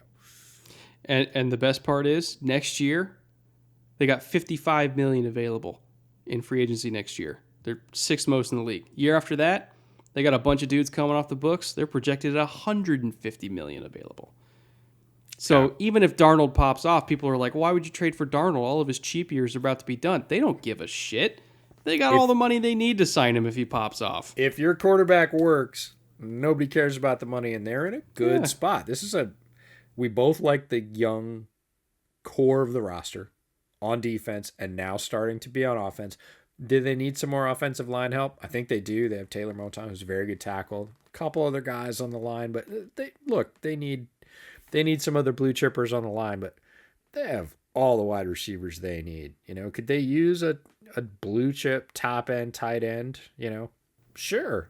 But for now, they got Dan Arnold, and that guy is creative and gets it done. So that's their patch until they can either sign one coming off in free agency or draft one. And they're going to have that flexibility because the nucleus that they're building, that they started last year on defense and that they've filled out through all 3 phases this year, this is an exciting team. Yeah, they're going to be damn good. If not this year, at least by next year. I think they're going to be really, really good. Moving on to New Orleans, the pinnacle of stability in the league, it seems like, when you look at how long the power structure's been in place. Like, you and I were extolling the virtues of Kansas City last year for keeping all their guys together for 9 years. We're going on, multi-decades of stability in New Orleans. The Saints right are now. Like, hold my beer, KC. We got insane. coaching stability. It's absolutely insane. Why don't we go through these guys? Mickey Loomis going into year 20 in the right now he's an executive while also being general manager. But in terms of having the general manager title as part of his title, going into year 20, probably the premier capologist, I guess you could say, in the league in terms of how he wiggles out of contract issues. I mean, just time after time after time. Some of the deals and the wizardry he was pulling off this year with like Taysom Hill was absurd, and yet by Mickey Loomis, like, that's a Tuesday for him. Sean Payton in year 16 already, if you can believe it, at head coach. Pete Carmichael in year 13 at offensive coordinator. He took over in 2009 there when they won the Super Bowl and never left. He's been the OC ever since. And then Dennis Allen, seems like just yesterday he was the head coach for the Raiders. Now he's in year 7 as DC for the Saints. So again, the stability there at the top is unrivaled. Like, even New England, Bill's been there the whole time, but they've had other dudes, other coordinators come and go. And, Josh McDaniels was there and then left and then came back. Flores left. Lions. Who's the guy that went to the Lions and just came back? Patricia. Like they've had a whole bunch of assistants, come and go over the years, but like I've never seen anything like this where you got the guy who's been there the least amount of time is in his 7th year. Like it's insane stability. Yeah, you don't see it when you said Loomis in year 20, right? 2 decades as a general manager. Like general manager's a top job. There's only 32 of them, and it's a short lifespan. It's gotten shorter, if anything, as we've moved into the modern NFL. It's what can you do for me now? Can you win? Like there is no more like 7-year plan or 5-year whatever. If you don't win by year 3, your seat's real hot. They're probably going to replace you. To have a guy going into his 20th year with everything they've been through, and you and I talked about this, that look, a Hall of Fame quarterback will give you a lot of job stability. That's pretty cool. But Mickey Loomis has dodged untold numbers of things and made it all work and continues to do that for the Saints front office. It's truly amazing. Sean Payton, had his forced year out, went and coached his son's football team. 16 years. Carmichael's the one that really floors me. Again, successful offensive coordinator, works with Drew Brees, never left. 13 years, right? Never left. And like you said, Dennis Allen is the new guy on the block, and he's been here 7 years. There's head coaches who hope to make it to 7 years, and he's been doing the same thing. Like you said, he was a head coach. They got him talk about an experienced NFL staff. You look at like not just the years with the Saints, but like overall NFL years, just between those 3 guys in the head coaching organization. Like it's nutty. You look at guys that have a lot of quote unquote, a lot of longevity in the NFL. And again, New Orleans is like, oh yeah. Show me what you got. Oh yeah. And we wonder why they win so damn much. Like stability is important. Yeah, just look at that franchise. I do want to go over the draft here, which got weirdly a lot of flack. And I especially from Saints fans that were in vehement disagreement with what the team did at the top of the first round. I felt like they made one of my favorite picks in the first round with Peyton Turner at 28th overall.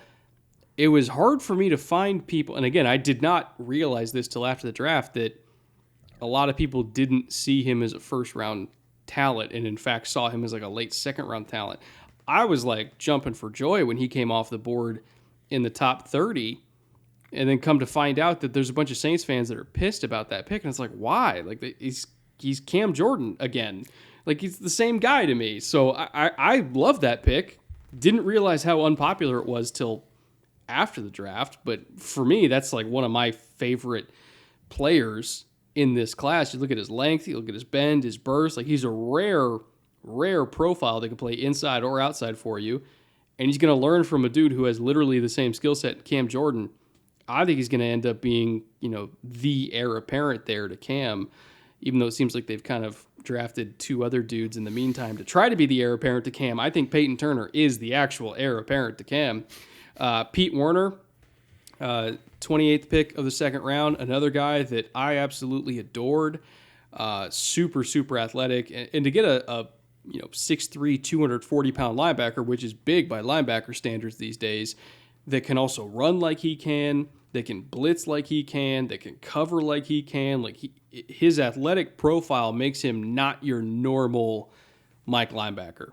And so for me, when I look at him, it's like that's their new DeMario Davis in a couple of years. When Davis is done, that's their guy because they play the exact same way. Aggressive, all out, every single snap, blitzing like a madman, blows up running backs with ease. That's their new DeMario Davis, and I love that pick. Paulson Adebo, phenomenal off-cover corner, particularly in zone. Fantastic ball skills. Some of the best ball skills, if not the best ball skills for any DB in this class. Absolutely love Paulson Adebo. The amount of PBUs and interceptions he had in his first couple of years at Stanford was insane, and it's because he's so damn good at tracking the ball. You go watch his highlights. He made a one-hander diving. It was like an Odell catch in the back of the end zone for an interception that he had no business catching, but he still caught it. Ian Book, this is where things kind of went off the rails a little bit for me. Ian Book in the 4th round. Not a 4th round pick to me. Like I didn't see the value there, and in fact that was the one pick where I was like, come on guys, I disagreed heavily with taking Ian Book, not just in the 4th round. I don't know if I would have taken him in the 5th or 6th either. Like he can run, I give you that. He's a good athlete, but he's not a starting professional quarterback to me in any way, shape, or form. Landon Young out of Kentucky, the offensive tackle. I had like a day 3 to priority free agent grade on him, so that's probably about the right range. And then Kawan Baker from South Alabama, I did not get to watch because it's South Alabama, and that tape is pretty hard to come by. So not the biggest draft class, but I would say the top 3 names alone made it a good class to me. I can take or leave everybody else. I could probably leave Ian Book. But the top 3, Peyton Turner, Pete Werner, Paulson Adebo, back-to-back home runs to me. Yeah, I'm with you. I think we saw this draft the same way. And Saints fans getting mad about Peyton Turner's a little bit weird because the Saints have a type, right? And with that stability, they're going to pick guys that fit their type. And Peyton Turner, when they made that pick, I was like, that fits their type. In fact, they're calling him Marcus Davenport Jr. in amongst the team. That's Peyton Turner's new nickname, is Marcus Davenport Jr. Is it? Because he's so similar physically to Marcus Davenport. And it shouldn't, I mean, I understand why it might rankle people or surprise people, especially because Davenport hasn't popped off yet. I don't think it means it won't. That's the thing, is I think he's better. Yeah, but it shouldn't surprise Saints that they picked a guy that was just like that, because guess what? That's the guy they pick.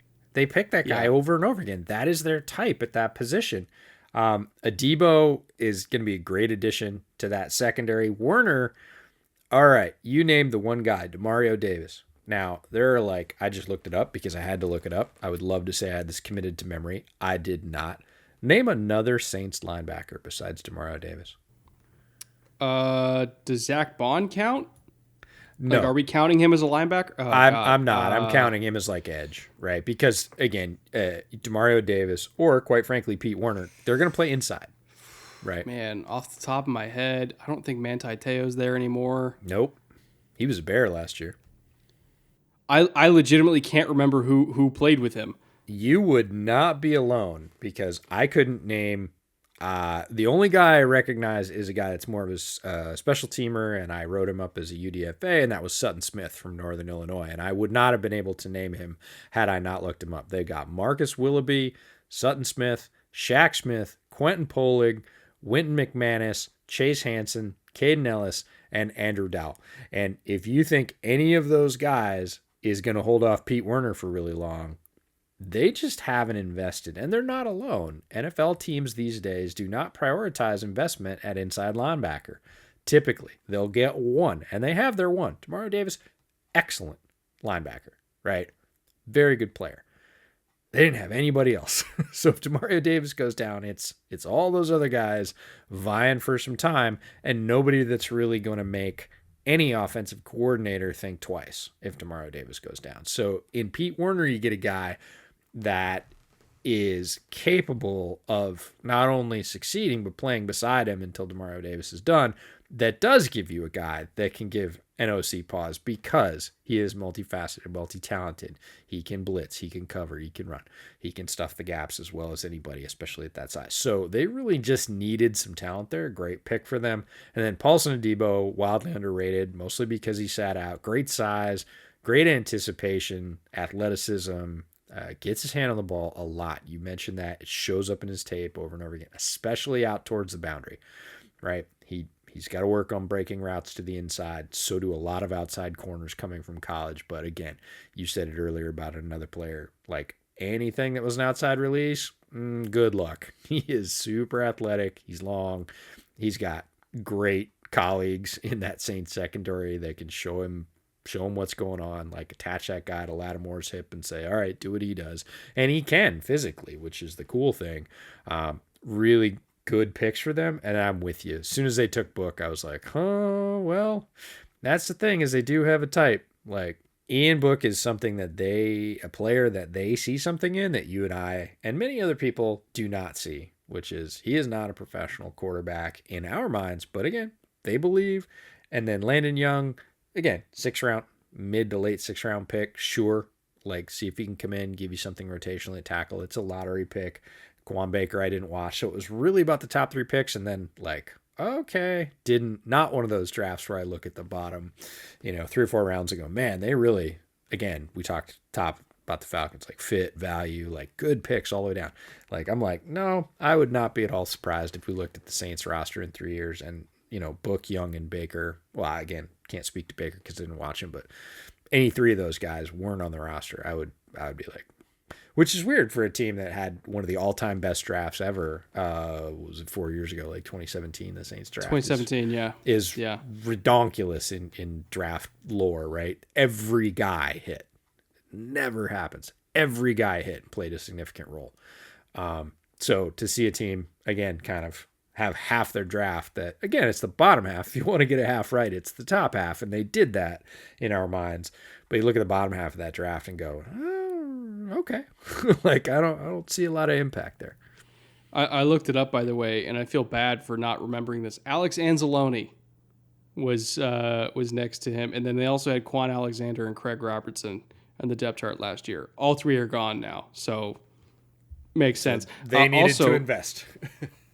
For the audience, speaking of Alex Anzalone, I want to bring up that 2017 draft because we can't just mention how great it is without reading it off. This was the Saints 2017 draft that set the stage for them having a bunch of almost Super Bowls in the years after. Marshawn Lattimore, Ryan Ramczyk as their 2 first-round picks.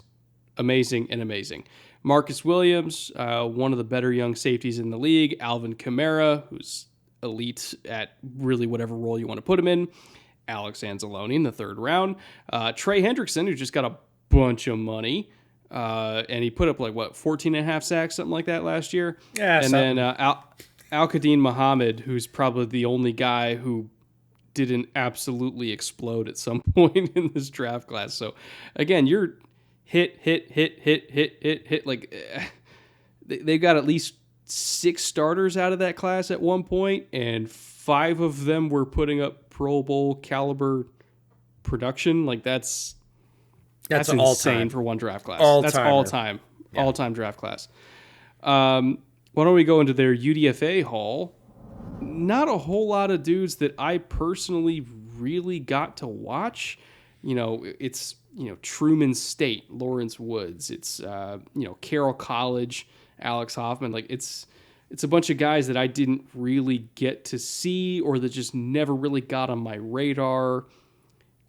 I'm trying to think of who's worth talking about. Like maybe Trill Williams.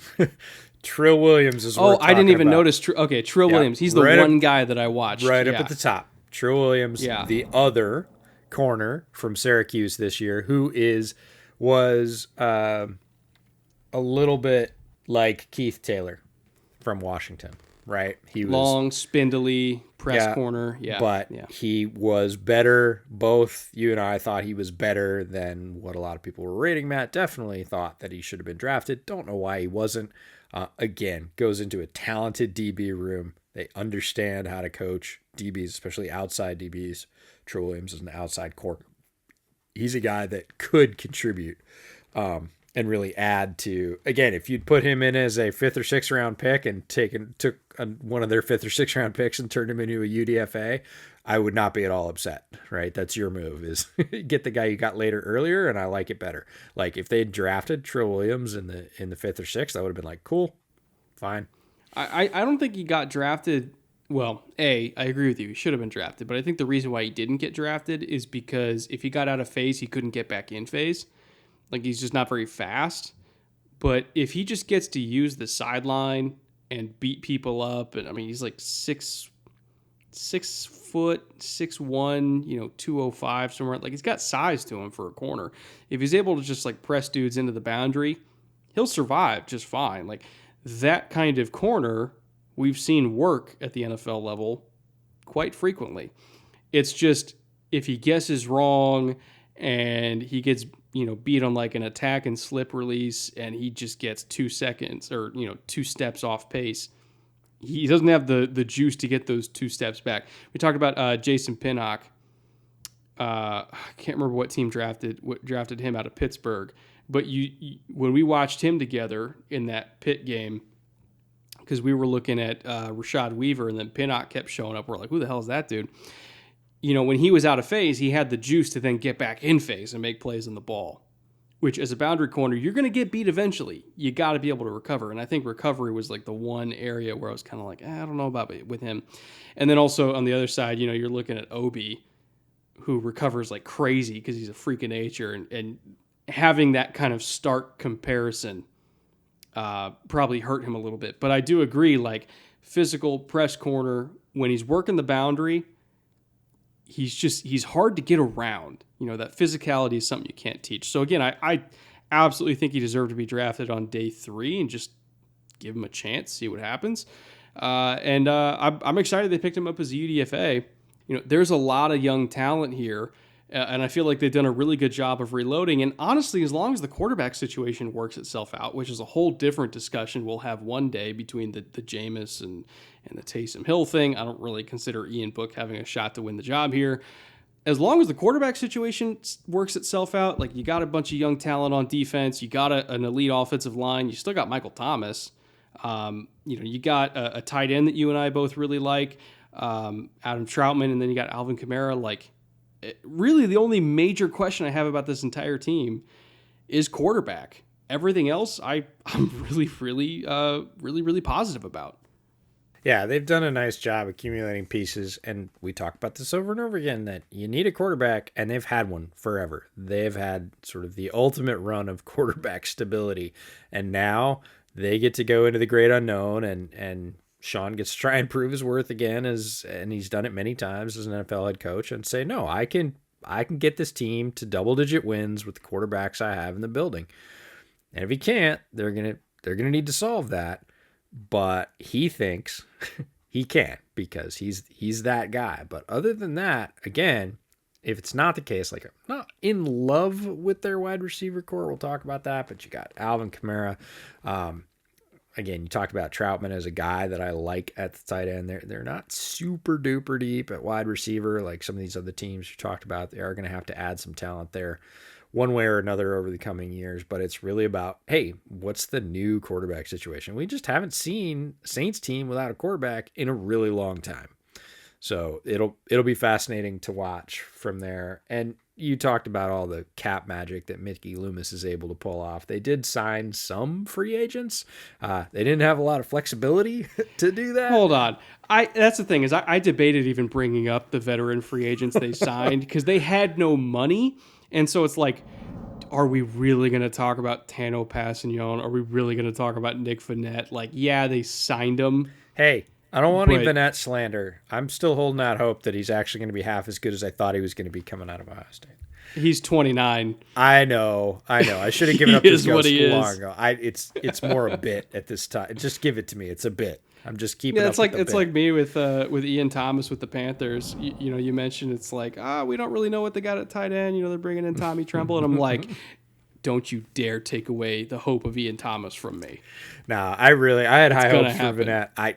Look, we love Troutman. He was one of the first guys we talked to at the Senior Bowl when we went down there. We got to interview him. Great guy, very talented player.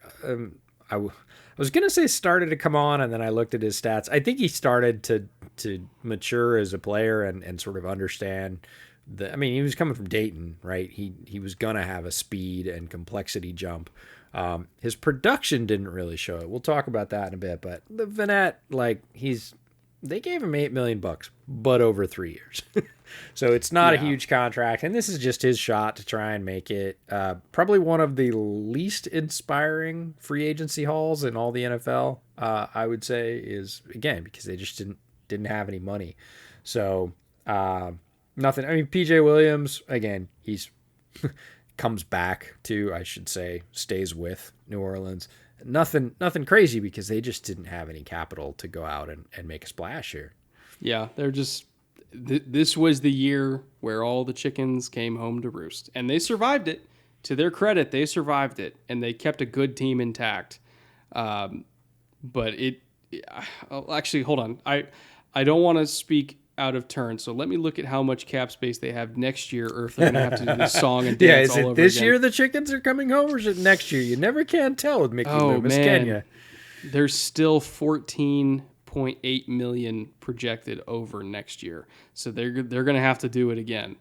Yeah, he's not as bad because they were like 100 million over this year, but like all the work they did, they're still going to have more to do next year. So I don't know what's going to happen. All I know is it's Mickey Loomis. He'll figure it out. If he can clear 100 million, he can clear 14. They'll be fine. They'll be fine. Spoken like a true NFL watcher. Oh yeah, 100 million, no problem. 14. You said that's a Tuesday. That's like a Tuesday from 3 to 3:15 on his calendar. I used to think the cap was real, and then I really paid attention to what the Saints do. I was like, this is all bullshit. It's fugazi. It's nothing. It's just in the wind. It's not nothing. They've still got a lot of work to do, and they had to get rid of a lot of cap space, cap contracts. It means good players. And we're going to see that sort of bottom half of the draft in UDFA come into play in a different way for New Orleans, because that's what they're going to need those guys to hit, those cheaper pieces of talent more than anything, because, again, they're not going to have we talked about all the cash that Carolina has, right, to just throw at darts and fill holes. And these are guys they play twice a year in their division. They're not going to have that. They don't have the cash. They're going to need to grab, cheap labor from a bunch of different sources, and, not loving the bottom of their draft from that component, from that lens, but we'll see. Mickey Loomis has survived for 2 decades. If he can find another quarterback, if one of the two they have on the roster doesn't work out, he'll be just fine. He'll be fine. Yeah. And let's close it out with the reigning champions, the Tampa Bay Buccaneers, probably the favorites to repeat as champions this year, because they really didn't figure it out until like week 12 last year, and then they just absolutely steamrolled the league all the way to the Super Bowl. Now, year 2 with Tom Brady, working together with Bruce Arians, it kind of feels like the idea around Tampa this year is like, okay, well, now we figured it out. Now we can play for real. And it's like, that wasn't for real last year. You won the damn Super Bowl. Yeah. And the way that, you're seeing reports out of camp, it's like this team is sharper than they ever looked before. Like, no Super Bowl hangover. Tom, the drill sergeant, has everybody locked in. They brought back all the starters. They brought back all the coaches. Like, everybody seems dialed in because they know that they have a chance at building a dynasty here. And I don't think this is going to be your normal, Super Bowl hangover type situation. Like, this is a team that, despite the last game they played, winning a world championship, they're still out for blood. And maybe that's the Tom Brady effect or whatever you want to call it. But they are not asleep at the wheel. They are back, and they are probably better than ever. And that is a terrifying thought. Why don't I go through the front office review? You got Jason Light going into year 8, believe it or not, already. I remember when he was a young general manager and, talking about having an interview with Jameis Winston before the draft and how excited he was to get this quarterback that he was going to be there for the next 10 to 15 years. And funny how things change. Bruce Arians, year 3. And then Harold Goodwin, assistant head coach, Byron Leftwich, and Todd Bowles at DC, also in year 3. So again, having continuity at staff for a good number of years now, and nobody leaving, and the power structure being intact, in addition to the veteran leadership and the stability you get from a guy like Tom Brady. Even though this group has been together far less than the Saints group, I still feel like they have the same level of, what's the term, being on the same page, if that's a way to put it. Like, this is a staff that is absolutely dialed in and locked in with their franchise quarterback and locked in with their general manager. And again, the stability at the top of the organization is really what builds championships. And I think you can compare what's going on in Tampa and what's going on in Houston. You look at a stable leadership core versus a very unstable leadership core and the effect it has on a franchise. And I think the differences are apparent. This is Arians for me. Like, Jason Light played his role, and the two of them got together, and they said at the trophy celebration, we're bringing everybody back. But look, they were drinking. We all say things when we're drinking, and general managers say things in the offseason that don't come true. They brought everybody back. Yeah. Everybody. You never see that. There are always defections from a Super Bowl team, whether it comes from the coaching staff, players, the stars, the young players who are up for that second contract. There are always defections from a Super Bowl team, and it's just the stars aligning in a low cap year and this culture that Arians has created. And I just want to take a second and shout out Bruce Arians for exactly that, for setting a tone, the tone, his tone, and creating opportunities for coaches of color, for female coaches, for a truly equal opportunity environment where if you're good at your job, you're not only going to get a shot, you're going to get exposure, you're going to get talked up as being a true contributing part. Everybody feels like their ideas are being heard. That all comes from Bruce Arians, right? And he can be the sort of firebrand leader. This week, right? Somebody said, hey, Bruce, are you going to bring in an expert to talk to your players about COVID? He said, no, I am the damn expert. Right? Get the shot. You want to play the games? Get the shot, right? We don't need an expert. I got that, right? He's no nonsense, but he can do that because he creates this culture where everybody pulls together. You said on the same page. Everybody loves Arians' way of doing this, and they all want to work for it. You talked about the players wanting to work for it and be hungry. Like, you're hearing players, Shaq Barrett said, forget last year. Like, I had a good year. I'm going to kill people this year. I am not done. I am just getting started because I know what's here. I know what's assembled in front of me, and I want to take advantage.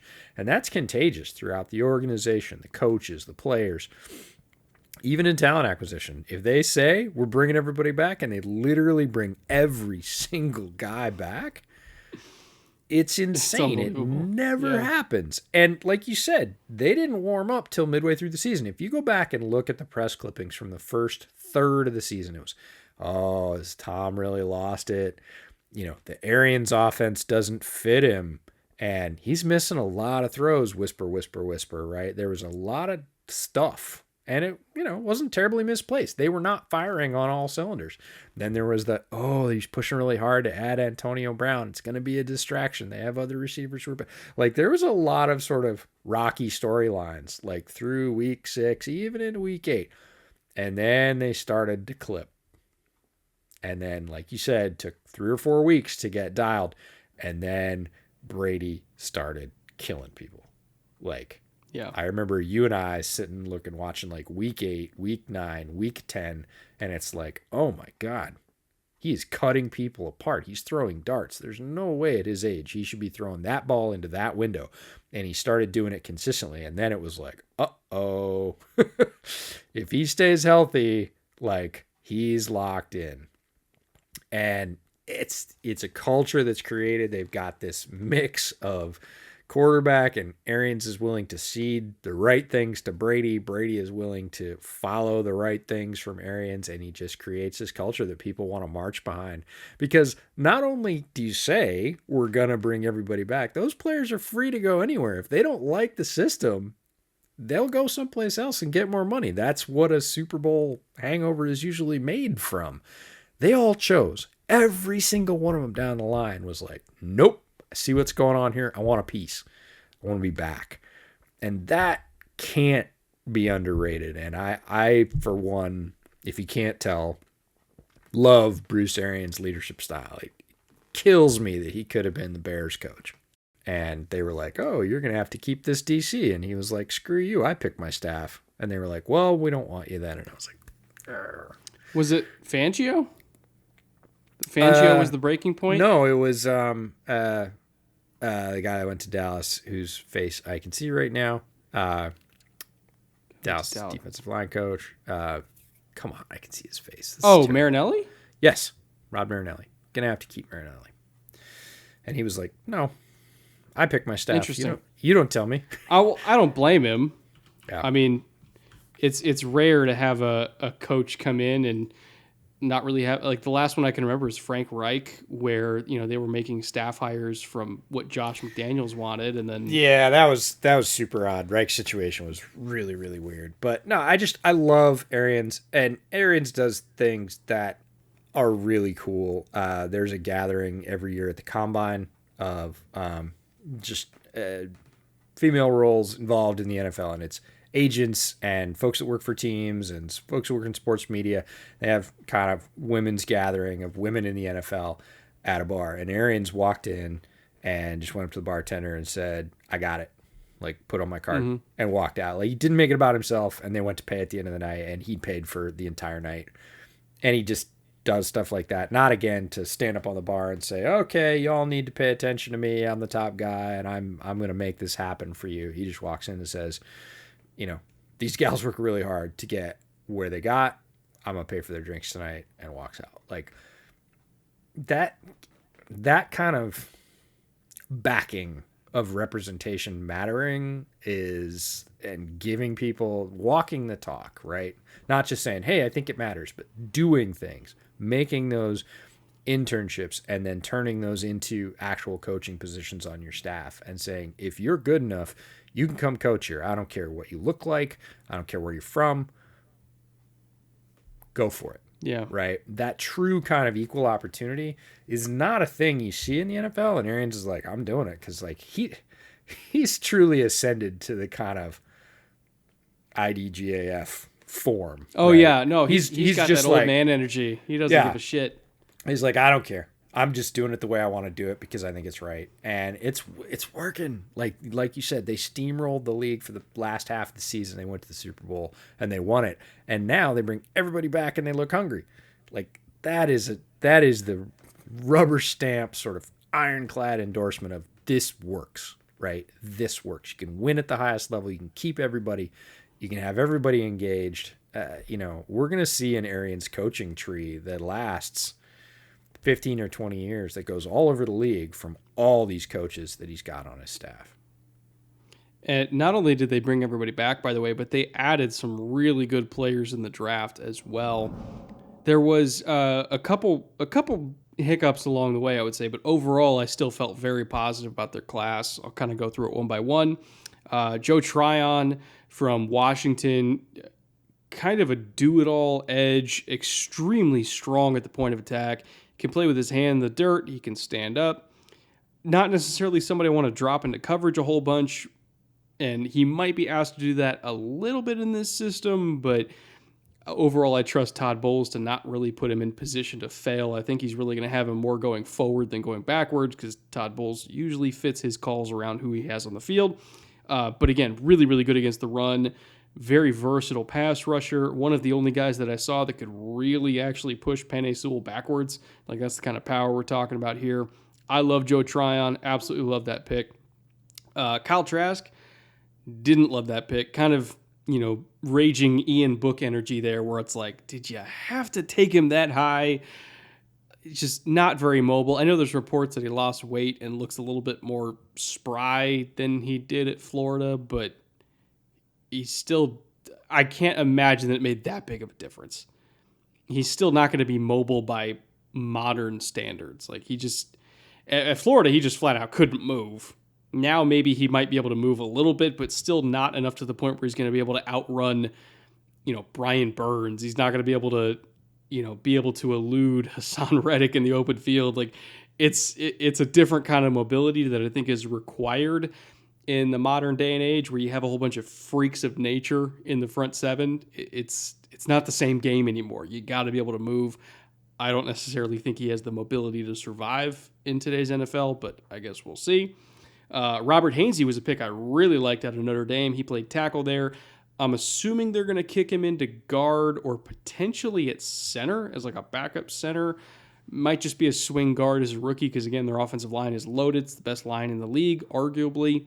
But again, if Robert Hainsey's your swing guard and or backup center, you're doing something right, because I think he could be really, really successful there. Had a lot of good reps at the Senior Bowl playing center, by the way. Jalen Darden, this was a pick I was a little bit torn on because it was in the 4th round, so it's not like he was a reach for me, but I felt like he was a little bit of a one-dimensional receiver when I watched him on tape. Like, all of his best plays were run a hitch, make a dude miss. Run a hitch, make a dude miss. Like, there was a couple deep shots here and there, but really I saw him as more of a yak threat than a, win with route running against a press corner and get open on 3rd and 7 kind of threat. So I don't necessarily see him as like a versatile receiver that's going to push any of these guys for snaps. If anything, I think, maybe getting him involved as a return man early would be just the way to get him on the field. Because again, in terms of actual receiver skills, I think he's very far away from getting significant snaps in that role. As a return man, though, I can see it. KJ Britt, linebacker out of Auburn, probably a special teamer for me. I don't think he's, like, again, compared to the guys they have playing now, he's nowhere near Devin White. He's nowhere near Levante David. Like, if that's the standard for linebacker play, starting linebacker play in the NFL, that dude's a special teamer. And then Chris Wilcox from BYU. I don't know if he'll make the roster. And then Grant Stewart is interesting because he's got tremendous instincts. He's got range. Size is an issue. Again, I'm thinking probably special teamer for that reason.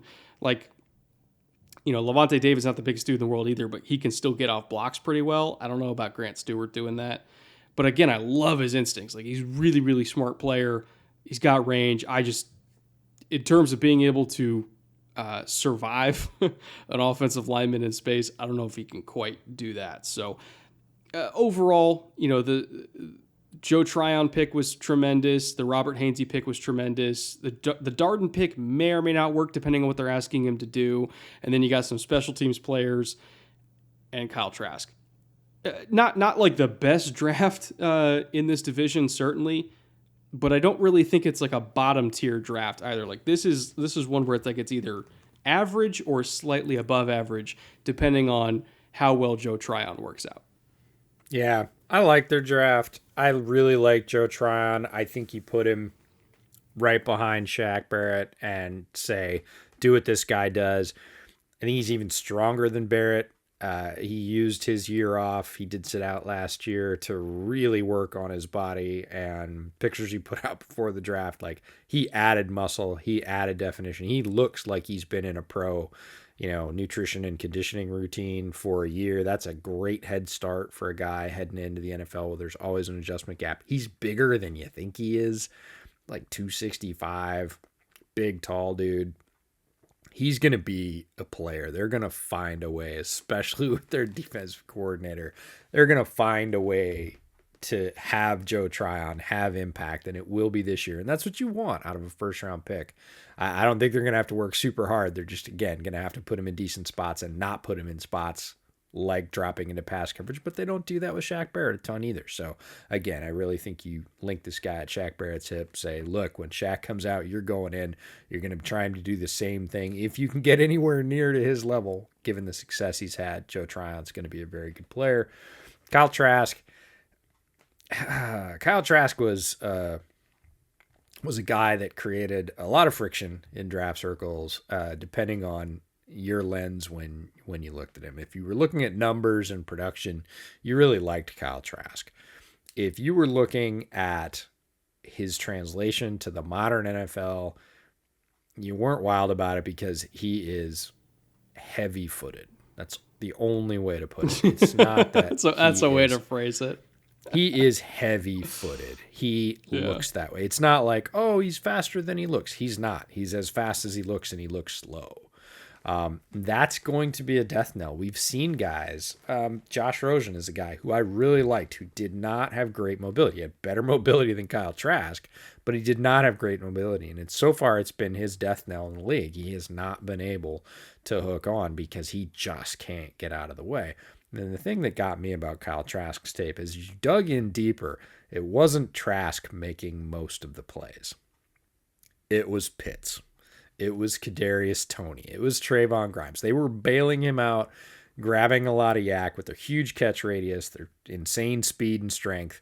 Like, that is a very talented wide receiving core. And Pitts was just the guy getting it in their area, and they were making the rest happen. Now you can say what you want about that, but as a second round pick, and I realize there's a premium placed on quarterbacks, I wasn't wild about it. Again, they see something. Maybe they think they can quicken him up a little bit. Brady is, notoriously not the fleetest of foot, but has gotten more spry. If you notice the changes that Brady's made in his body over his career, he's lighter now than he ever has been. He looks much thinner, and he moves around a little bit better. He's still not spry. But maybe they think they could do something with Kyle Trask, but Kyle Trask has got to get all the other stuff that Brady has on lock, and Kyle Trask isn't there either. So it felt like a reach to me. Hainsey is a great pick. Guard, center versatility. Yes, he played tackle at Notre Dame. I really think he can be a very solid guard. That's what I had in my notes. Played some center at the Senior Bowl. Looked pretty good doing it. That's great versatility for a very talented offensive line. Jalen Darden I like a little bit more than you because is one of those guys that's not super route detailed, has work to do there, but he is electric with the ball in his hands, and he has an uncanny knack for making people miss. There are too many times in his tape where you say, there's three guys, they all have angle. There's no way that little guy is going to... He scored. Okay. And then you go back, and it happens twice in the same game. You're like, nope, there's three guys coming in. They're all ahead of him, and there's a sideline.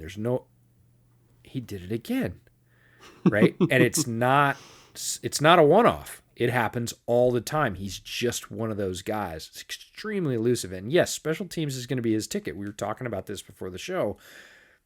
The roster in Tampa is ridiculous. Wide receiver, tight end, running back, all loaded. Like, if you look at their depth for those three positions, and then you look at the Saints' depth for those three positions, it is night and day. Like, Jalen Darden, if he's great, is the fifth wide receiver for the Buccaneers. Probably more likely the sixth. Yeah. They have three tight ends that could start on almost any NFL team. Gronkowski starts on any NFL team. O.J. Howard, if he stays healthy, could start on almost any. And we've seen what Cameron Brate does. Gronk wouldn't start on, like, Niners. He wouldn't start on almost any NFL. I was going to say, name three, maybe four teams in the NFL that guy wouldn't start on, right? I'm just going to, just for Go ahead. sake of the exercise. Raiders, Chiefs, Niners. Yep. I don't think he'd start over Mark Andrews. I was going to say Ravens is my next, and then it gets dicey. I think probably just on upside, Pitts would start over him. Sure, but we haven't seen Pitts play. I would agree with you. But again, we're getting to five. I mean, would you, if he was in New England, would he start over Hunter Henry? Yeah, because Hunter Henry got injured a couple days ago. He did? Again? Again. No, it doesn't look bad. He limped off. He gave the thumbs up. He was walking around with his ankle taped later. But I was like, come on. Like, I really want to see Hunter Henry healthy. Wow, that was harder to say than I thought. But no, look, Gronkowski's great. O.J. Howard, if he stays healthy, would start. And we've seen Cameron Brate be really effective. Is he a starter at that level? No, but the three guys on one team that could all, be at least the number 2 tight end on any team in the league. They're 3 deep. Running back, they're 4 or 5 deep. It's ridiculous. Wide receiver, we're talking about 6 deep with a guy they drafted in the 4th round. They're just loaded at every spot. Not everybody's going to make this team, and they're going to just shed some talented guys to the practice squad because they can with the rules. But I wouldn't be surprised at all if some teams poach off their practice squad because all 3 of those position groups are just stacked on the Bucs. It's crazy. So KJ Britt, solid guy, but he's a thumper, and I have, he's got 2 great guys to learn from, but he doesn't have the physical skills of either one of them. And then Grant Stewart is kind of the Jalen Darden of defense, right? He just gets to the right place and makes plays. I'd watched him early before he went to the Senior Bowl. He did go to the Senior Bowl. And then my second watch of Peyton Turner, I was like, man, Grant Stewart makes more plays, right? He just keeps showing up and being in the right spot. And athletically, you'd think, he probably shouldn't be there. It doesn't matter. He's got the knack. And so I can see him starting off on special teams, but working into the rotation as a rotational linebacker because he's a valuable defender. And I'm sure that their staff at the Senior Bowl went, okay, if he's still hanging around, we've got a pick left. We're going to grab Grant Stewart. He plays like we want a middle linebacker to play. I know. He's just. Let me look up what he measured in it because I'm genuinely curious. No, his measurements are not great, but he's one of those guys. He's 5'11", 225. I know. And you look at Jalen Darden, and his measurements aren't great either, but he's makes plays. So and I know, but I went back. I'm telling you, right before the draft, like 10 days before the draft, I went back. I was watching Peyton Turner's film, and I was like, I don't remember Stewart making this many plays on my first pass through. Maybe I just wasn't paying attention because I hadn't watched Turner. I was excited about it. On the second one, I pretty much knew what I was getting with Turner, and I could kind of turn my eyes to the other points of the defense. And I'll be damned if Stewart didn't make way more plays than I remembered because I'd kind of written him off. Same thing. I was like, small. He's not super fast. Okay, he's one of those guys down the board you take a shot on, which is exactly what they did.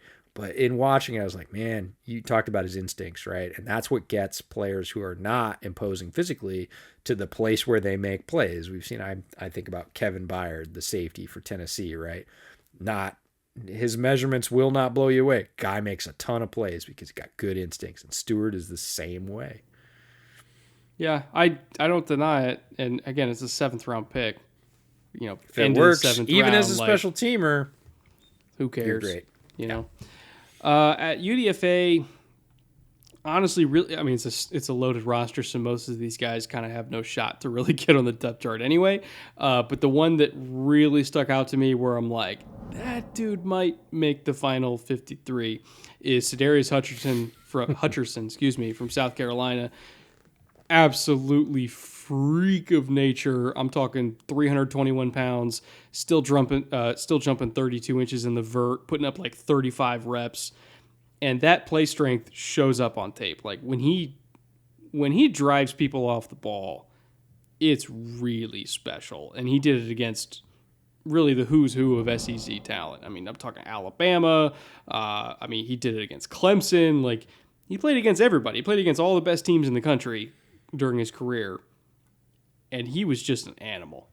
And he played tackle and guard at various points. I projected more at guard in the NFL. Just when you look at his body type, like, it's like, that's not a tackle, that's a guard. Like, he's just really round, but I'm not saying he's unathletic. He's very athletic. He's huge. But he carries a lot of weight. And I'm like, that's a guard. Yeah, he was on our Ball Clay episode. Just like you said, freak, right? He's in Bruce Feldman's classic freak list. Like, Sedarius Hutcherson is one of those guys. You just don't see people that big, move that fast, use that kind of power. He kind of slipped under the radar. Not that many people. It's not a guy that nobody talked about, but there were not very many people talking about him. One of the reasons we put him on the Ball of Clay episode. Again, they have a very talented offensive line. I wouldn't doubt if he ends up on the practice squad, but I do think this is a guy that in a couple of years could be starting for the Bucs or their most valuable sort of swing interior offensive lineman. The other guy I'll mention is Jose Borregales, the kicker from Miami. He had a lot of buzz in the last couple of years as one of the top kickers, probably going to be one of the top kickers in the class. Did the Bucs need a kicker? Well, not really, but you bring in a camp leg, you never know. And certainly has a lot of leg talent. Translation for kickers to the pros is a rocky road, so no guarantees there. Yeah. But perfect guy to take a shot on in UDFA, right? A heralded special teamer. Maybe he can come in and show you something. You put him on your list, say, keep kicking, stay healthy, and maybe if your kicker goes down, you had him in camp. He's familiar with your long snapper and your holder. That's an advantage. We'll see. No guarantees, but Hutcherson's a dude, and they have a very strong offensive line, not only in the players they have there, but in the way that they play together in Tampa Bay. And if he can sort of integrate himself into that, he's got all the physical skill in the world to blow just about anybody, even NFL talent, off the ball. He's a big dude. In terms of veteran free agent additions, I mean, just when you look at like guys they brought in from other teams, it's Antonio Hamilton, it's Joe Jones, it's Raven Green. It's nobody really recognizable, I would say, to the average fan. But when you look at the retentions list, like just guys that were theirs that they got to keep, that's where it's a star-studded cast. It's Shaq Barrett, it's Ndamukong Suh, it's Raheem Nunez-Roches, who's a very underrated player, Steve McClendon, Kevin Minter as your fourth linebacker is Kevin Minter. That's a pretty damn good player. Blaine Gabbert they were able to retain. Leonard Fournette they brought back on a one-year deal. Gio Bernard is one they brought in. Another one I forgot to mention him from outside the organization, but he's really the only notable one. And then they brought back Gronk and they brought back Antonio Brown. I mean, just in that one group, that's what, 3 Hall of Famers that they were able to retain. And then Shaq Barrett, who's on his way to probably being an all-decade type player and probably end up in the Ring of Honor himself. Like, the amount of free agent talent that they were able to keep in-house. I know we mentioned it at the top. I've just never seen anything like this before. I never have. No, it's, again, people say, oh, we're going to bring you all back, right? That's what you say at the championship celebration. And then they did it, like, down the line. Every single guy got brought back. None of the coaches left. Right? It's staggering. And again, this was a well-oiled machine by the time they hit the playoffs. They dismantled the Chiefs, right? And the Chiefs, yes, they had offensive line issues, but they still had Pat Mahomes. They made Pat Mahomes, who was limping around on a bad toe, I get it, look mortal. And that's a thing. And it never felt like super in question, right? That game, like, well, there was a couple plays every now and then where you're like, oh, here it comes. Here's the run. The patented Mahomes deal. And they just kept their thumb on their head, kept their boot on their neck, whatever you want to say. Like, they won that game. It wasn't like, oh, well, they got a couple of breaks. Like, they flat out won that game. It was a very impressive performance, and it was the whole way down the stretch for the last, certainly third of the season was just like, you probably weren't beating the Bucs. They had it firing on all cylinders. The idea that they brought everybody back, they had a good solid draft class, and they look hungry is not good news for their foes in the NFC South. No, this is one of those years where, there's always the story after somebody wins the Super Bowl. It's like, oh, can they repeat and everything like that. This is one of those years where it's like, not just yes, they can repeat, but it's more like, yeah, I expect them to repeat. Find the hole. You can't. Like, this is not the same thing as like the Chiefs, when they were coming back in 2020, where it's like, okay, yeah, they got Pat Mahomes, they got Andy Reid, but like there were very clear roster holes that they had to address, and the depth was deceptively thin. And then they got hit by injuries, and that lack of depth really kind of reared its ugly head throughout the season. This Tampa roster is much different. Not only do they not have any holes, they have depth at every spot. Like, short of Tom Brady blowing out a knee, knock on wood, I can't think of any team in the NFL that I would bet my life savings on to win other than Tampa Bay. Like, it's unbelievable how stacked they are. I can't remember any defending champion being this unassailable. Is that the right word for it? I don't know. If certainly Brady has to stay healthy, but they were talking up Gabbert, right?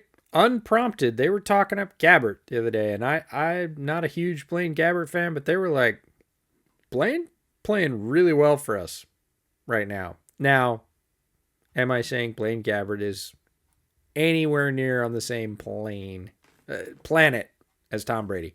I'm not. Don't put that on me, but like that I think is the weakest link, and they were talking that up independently like a week ago, saying, no, Blaine, we wanted to bring Blaine back. It wasn't that there was nobody else. Like, he's playing really well for us. Like, he's a guy that, again, had a rough pro debut, was a highly drafted quarterback, and never really lived up to that status. And now, again, Arians has been known as a quarterback whisperer. Byron Leftwich, again, former pro quarterback, now the OC, understands these guys and says, hey, this is what you need to do to be a successful quarterback. And according to them, they like what Blaine Gabbert's given them as a backup quarterback. Again, as a backup quarterback. So maybe even that, with all this depth, wouldn't be enough to just automatically derail them, sort of dismiss them out of hand. But the depth when you go through there, again, going through the entire roster is the value of doing these shows. And I was staggered. We were looking for folks for our next section, values. And it was like, the only reason I can't pick anybody out of here is because there's only one football. They got to spread this around. They have 5 running backs, they have 6 wide receivers, they have 3 tight ends. There's other teams where I'm like, they don't even really have 1 tight end. And here I'm like, nope, they got 3 tight ends. And tight ends are not going to be the focus of this offense because they have 4 legitimately really good wide receivers, right? And you just don't see that kind of depth on other teams. No, it's a rare team. And I'm excited. I get to watch him a couple times live this coming season. I've never seen Tom Brady live, but I'm stoked to watch this team. There's a reason why tickets are unbelievably expensive because this has the feeling. And again, I don't want to put the whole like dream team curse on them, like what happened with the Eagles a decade ago. But I mean, damn, this feels like a special team and a special season. And I think we're going to witness something amazing this year. I really, really do. Why don't we get into our best NFC South players for Underdog Fantasy, our title sponsor, which has so graciously sponsored us all throughout the summer.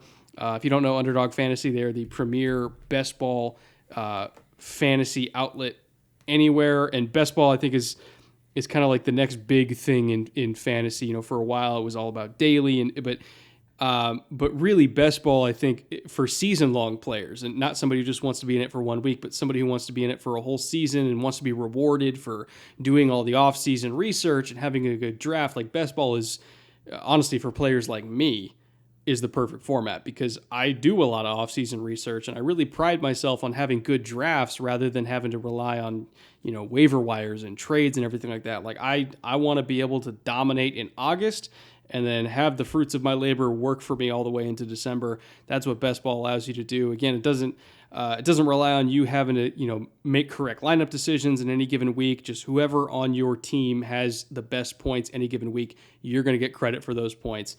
You don't get screwed over by injuries. You don't get screwed over by game script. Just if you draft good players, you get credit. And so with best ball format in mind, EJ and I both have 3 players that we're going to go through in the NFC South that we are really going to be prioritizing in this format. I'll go first. For me, it's Chris Godwin, Kyle Pitts, and Leonard Fournette. I've got 2 Bucks. EJ has none. Spoiler alert. But for me, again, because I think the Bucks are going to be such a dominant team, I was like, I know there's only one football, but who do I think is going to get that football the most? I think it's going to be Chris Godwin, who's their primary slot receiver. And in that offense, with that quarterback, Tom Brady in particular, he loves working the slot. He loves working the middle of the field. Against zone coverages, he's really all about manipulating leverage and relying on a receiver that has the same kind of ability to read leverage as him and just get to the right place at the right time. That's why, Wes Welker had a bunch of catches and Julian Edelman. Like Chris Godwin is that kind of reliable slot safety blanket for him, plus so much more because he's also a deep threat. He's also a red zone threat. He's the clear primary option on that offense to me. And even though it is a crowded receiver room, I think in any given week, he's still the best bet to put up an absolutely monstrous amount of points.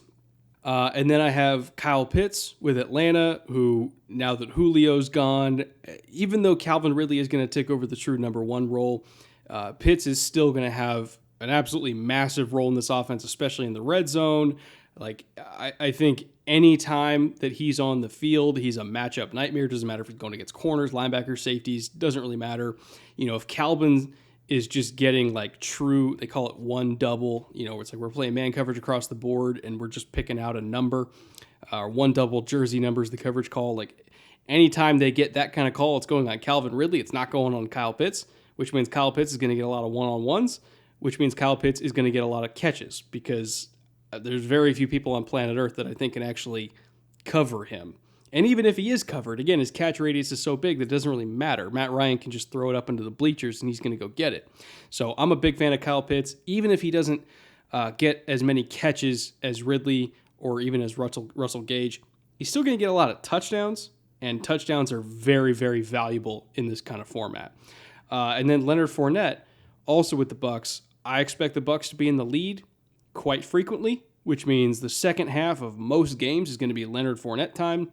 I think he's going to grind teams to dust, and he also happens to be the best receiving back on the team as well. So the screen game is going to run through him. Anytime, he's got running back, like Tom famously loves throwing to running backs on third down, particularly on option routes. That's Leonard Fournette's job. Everybody else on that depth chart, other than Gio Bernard, is not really a great receiving back, whereas Leonard actually does have receiving ability. And I think he's also a better runner than Gio, which means he's going to far outpace Gio in snaps. So I think he's probably the best bet out of anybody in that backfield to get significant starting running back quality points. So those are my three guys. Chris Godwin, the number one receiver in Tampa. Kyle Pitts, the number one touchdown threat in Atlanta. And Leonard Fournette, the guys who's just going to get an absolute metric shit ton of second half points every single week this year. I went for the sort of mid layer. Chris Godwin, yes, best receiver on the Bucs, and the straw that stirs their drink, quite frankly. When he was out, their offense didn't perform in the same way, and he was really the guy they had to get going. When he got going, so goes the rest of the Bucs offense. Yes, Evans is awesome. Godwin's amazing. Kyle Pitts, yeah, he's going to catch everything. It doesn't really matter what you put on him. Fournette, I might argue with you on Fournette. And it is a crowded running back room. They've got some talented other running backs. Not sure he's the best pass receiving threat in their backfield, but I understand the whole second half, grind time, give carries to Leonard Fournette rationale. I went with DJ Moore, Carolina. Over 1,000 yards each of the past 3 years with pretty questionable quarterback play. Guys like Kyle Allen throwing to him, Teddy Bridgewater. Is he even the sort of number one receiver on his team? No, I don't think he is. Is he going to get you points? He absolutely is going to get you points. And a guy I think that Sam Darnold will come to love very quickly because he can win in a multitude of ways. I went with Russell Gage. This is a no-brainer for me because with Julio out of town, Russell Gage was a very good number 3. He moves into that number 2 role pretty much automatically. Again, number 2 wide receiver, probably number 3 threat overall in the offense, with Pitts being the number 2 pretty much automatically behind Calvin Ridley. Doesn't mean he's not going to get a lot of catches. Matt Ryan's already really familiar with him, threw to him last year. He's just going to have more targets, more chances. So I think Russell Gage is a really good play. Probably a bit undervalued too. People aren't going to be leaping at Russell Gage. Certainly his sort of adoption rate's gone up since the Julio trade came down. Still might be able to get him if you draft, especially if your league mates aren't paying attention. Grab Russell Gage. He's going to get you points. And then Adam Troutman is my controversial pick in New Orleans. Their lead tight end, and it's not really even close, in terms of he's going to get the most opportunities. Look, tight ends are not necessarily great scoring threats, but this is an offense that has been operated by Drew Brees forever. New quarterbacks love tight ends as safety blankets. Adam Troutman is developing. He's catching up to speed. There's really nobody else in the tight end room. And quite frankly, the wide receiver core is not awe-inspiring. This is not the Bucs wide receiver core where they're 4, 5, 6 deep. They're like 1 deep for sure, possibly 2 deep, and then you really are looking at a guy like Troutman as possibly the 3rd best option on that team for receiving, if you're not counting Alvin Kamara. If you're counting Kamara, he's 4th.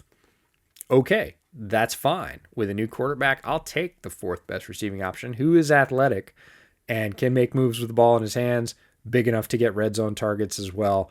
He's going to pick you up some points. Is he going to be the big scoring threat? No, but he is the clear number one in a non-crowded room. It's kind of the opposite of the Bucs situation. So I like Troutman, even though his production was extremely low last year. That means you can pick him late, most likely. He's a tight end, didn't have a ton of production.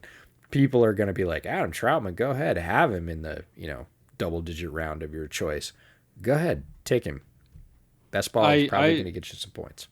In 12-man leagues, I saw him in the 18th round, and I took him a couple times. So he's there, and he will pretty much always be there. Because, honestly, even among people that are looking for tight end sleepers, Troutman's probably at the bottom of the list for most people because they didn't get to see him at Dayton. And people like, this dude from Dayton, who the fuck is that? Like, no, he's good. He's really good. Yeah, the casual watchers probably don't understand that he's one of those guys that's a lot bigger than you think he is. Like, you watch him kind of on the field, and you're like, yeah, he looks pretty athletic. He's one of those, like, beefed-up wide receiver types, right? Then you stand next to him, and you're like, nope, this guy can block. He's super solid. Yeah. He also happens to be athletic, but he's bigger than you think he is. He carries the weight really well. I'm going to throw a couple of rookie sleeper values in there as well. We've done that for the last couple episodes. Terrace Marshall, we talked about him. This is a guy that can get down the sideline, pick up big catches, great contested catch rate that you highlighted, and he can catch touchdowns. If you miss him, he is big enough, fast enough, strong enough that he can turn any kind of blown coverage. And with that many options, he's going to see single coverage. As a rookie, more established veterans around him, they're going to have to single somebody, and they're probably going to single him until he starts to make them pay. I doubt very much that any defensive coordinator is going to look at the array of offensive weapons on Carolina and go, double Marshall, right? Until he scores a few. Then they might start doing it, especially in the red zone. But Terrace Marshall would be on the top of that list. And Chuba Hubbard is really almost kind of that handcuff. He's, I think, with Mike Davis moving on, the number 2 back in Carolina pretty quickly. He's going to have to earn that. He's going to have to pass protect. But we saw what happens when CMC gets hurt, right? The number 2 is going to get a pretty solid workload in Carolina. And if he's in that number 2 slot, he could get you a lot of points. Not that we're hoping for CMC to disappear anytime soon. That team's way more fun with him on the field. We hope he stays healthy the whole time. But if he doesn't, or even if they need to give him a break to try and keep him healthy, and Chuba Hubbard ascends to that number 2 role, which he certainly has the talent to do, he could get you a lot of points. So he's another decent rookie sleeper. And the number one thing is, if you draft Christian McCaffrey, if you have the first overall pick, which is where he's most likely going to go, Chuba's the guy you take in round 17, somewhere around there, where it's like, if Christian goes down, I won't be completely destroyed. At least my season won't be completely destroyed because I got the guy who's going to be getting carries behind him. So he's a, what's the word? Under the radar, but still quality handcuff option, in my opinion. And then last but not least, this episode, we have, best and worst teams, suggested by a listener.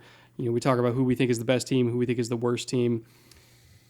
Maybe worst isn't the applicable term here. I was going to say that's an odd label for this division, but it is the way it was posed by one of our listeners who said, hey, can you just tell us who you think the sort of top and bottom of each division are?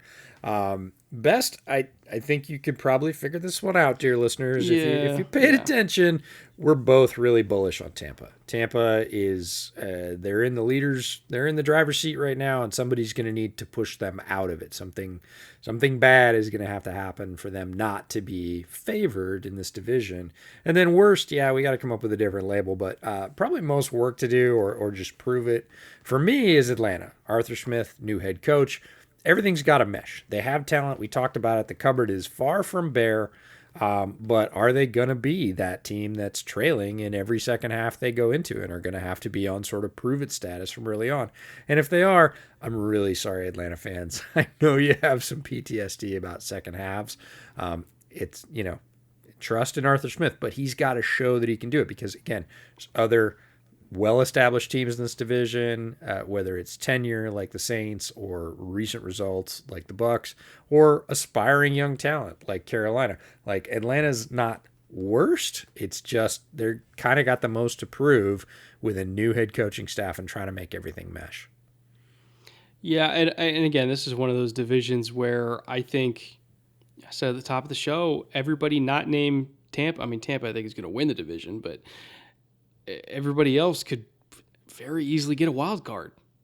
Like there is a path for all of these teams. Like you got a former MVP quarterback with a great, offensive mind in Arthur Smith and still plenty of skill position talent, Julio or no Julio. You got some defensive pieces. You got, the offensive wizardry of Sean Payton with an elite offensive line, elite running back, elite receiver, really nasty defense. And then you got Carolina, who's, in terms of, young talents, one of the most exciting young teams in the league. And if Darnold works out like we think he can work out, again, there's no bad teams here. The next division we talk about is the AFC South. Trust me, there's at least one really, really fucking bad team there.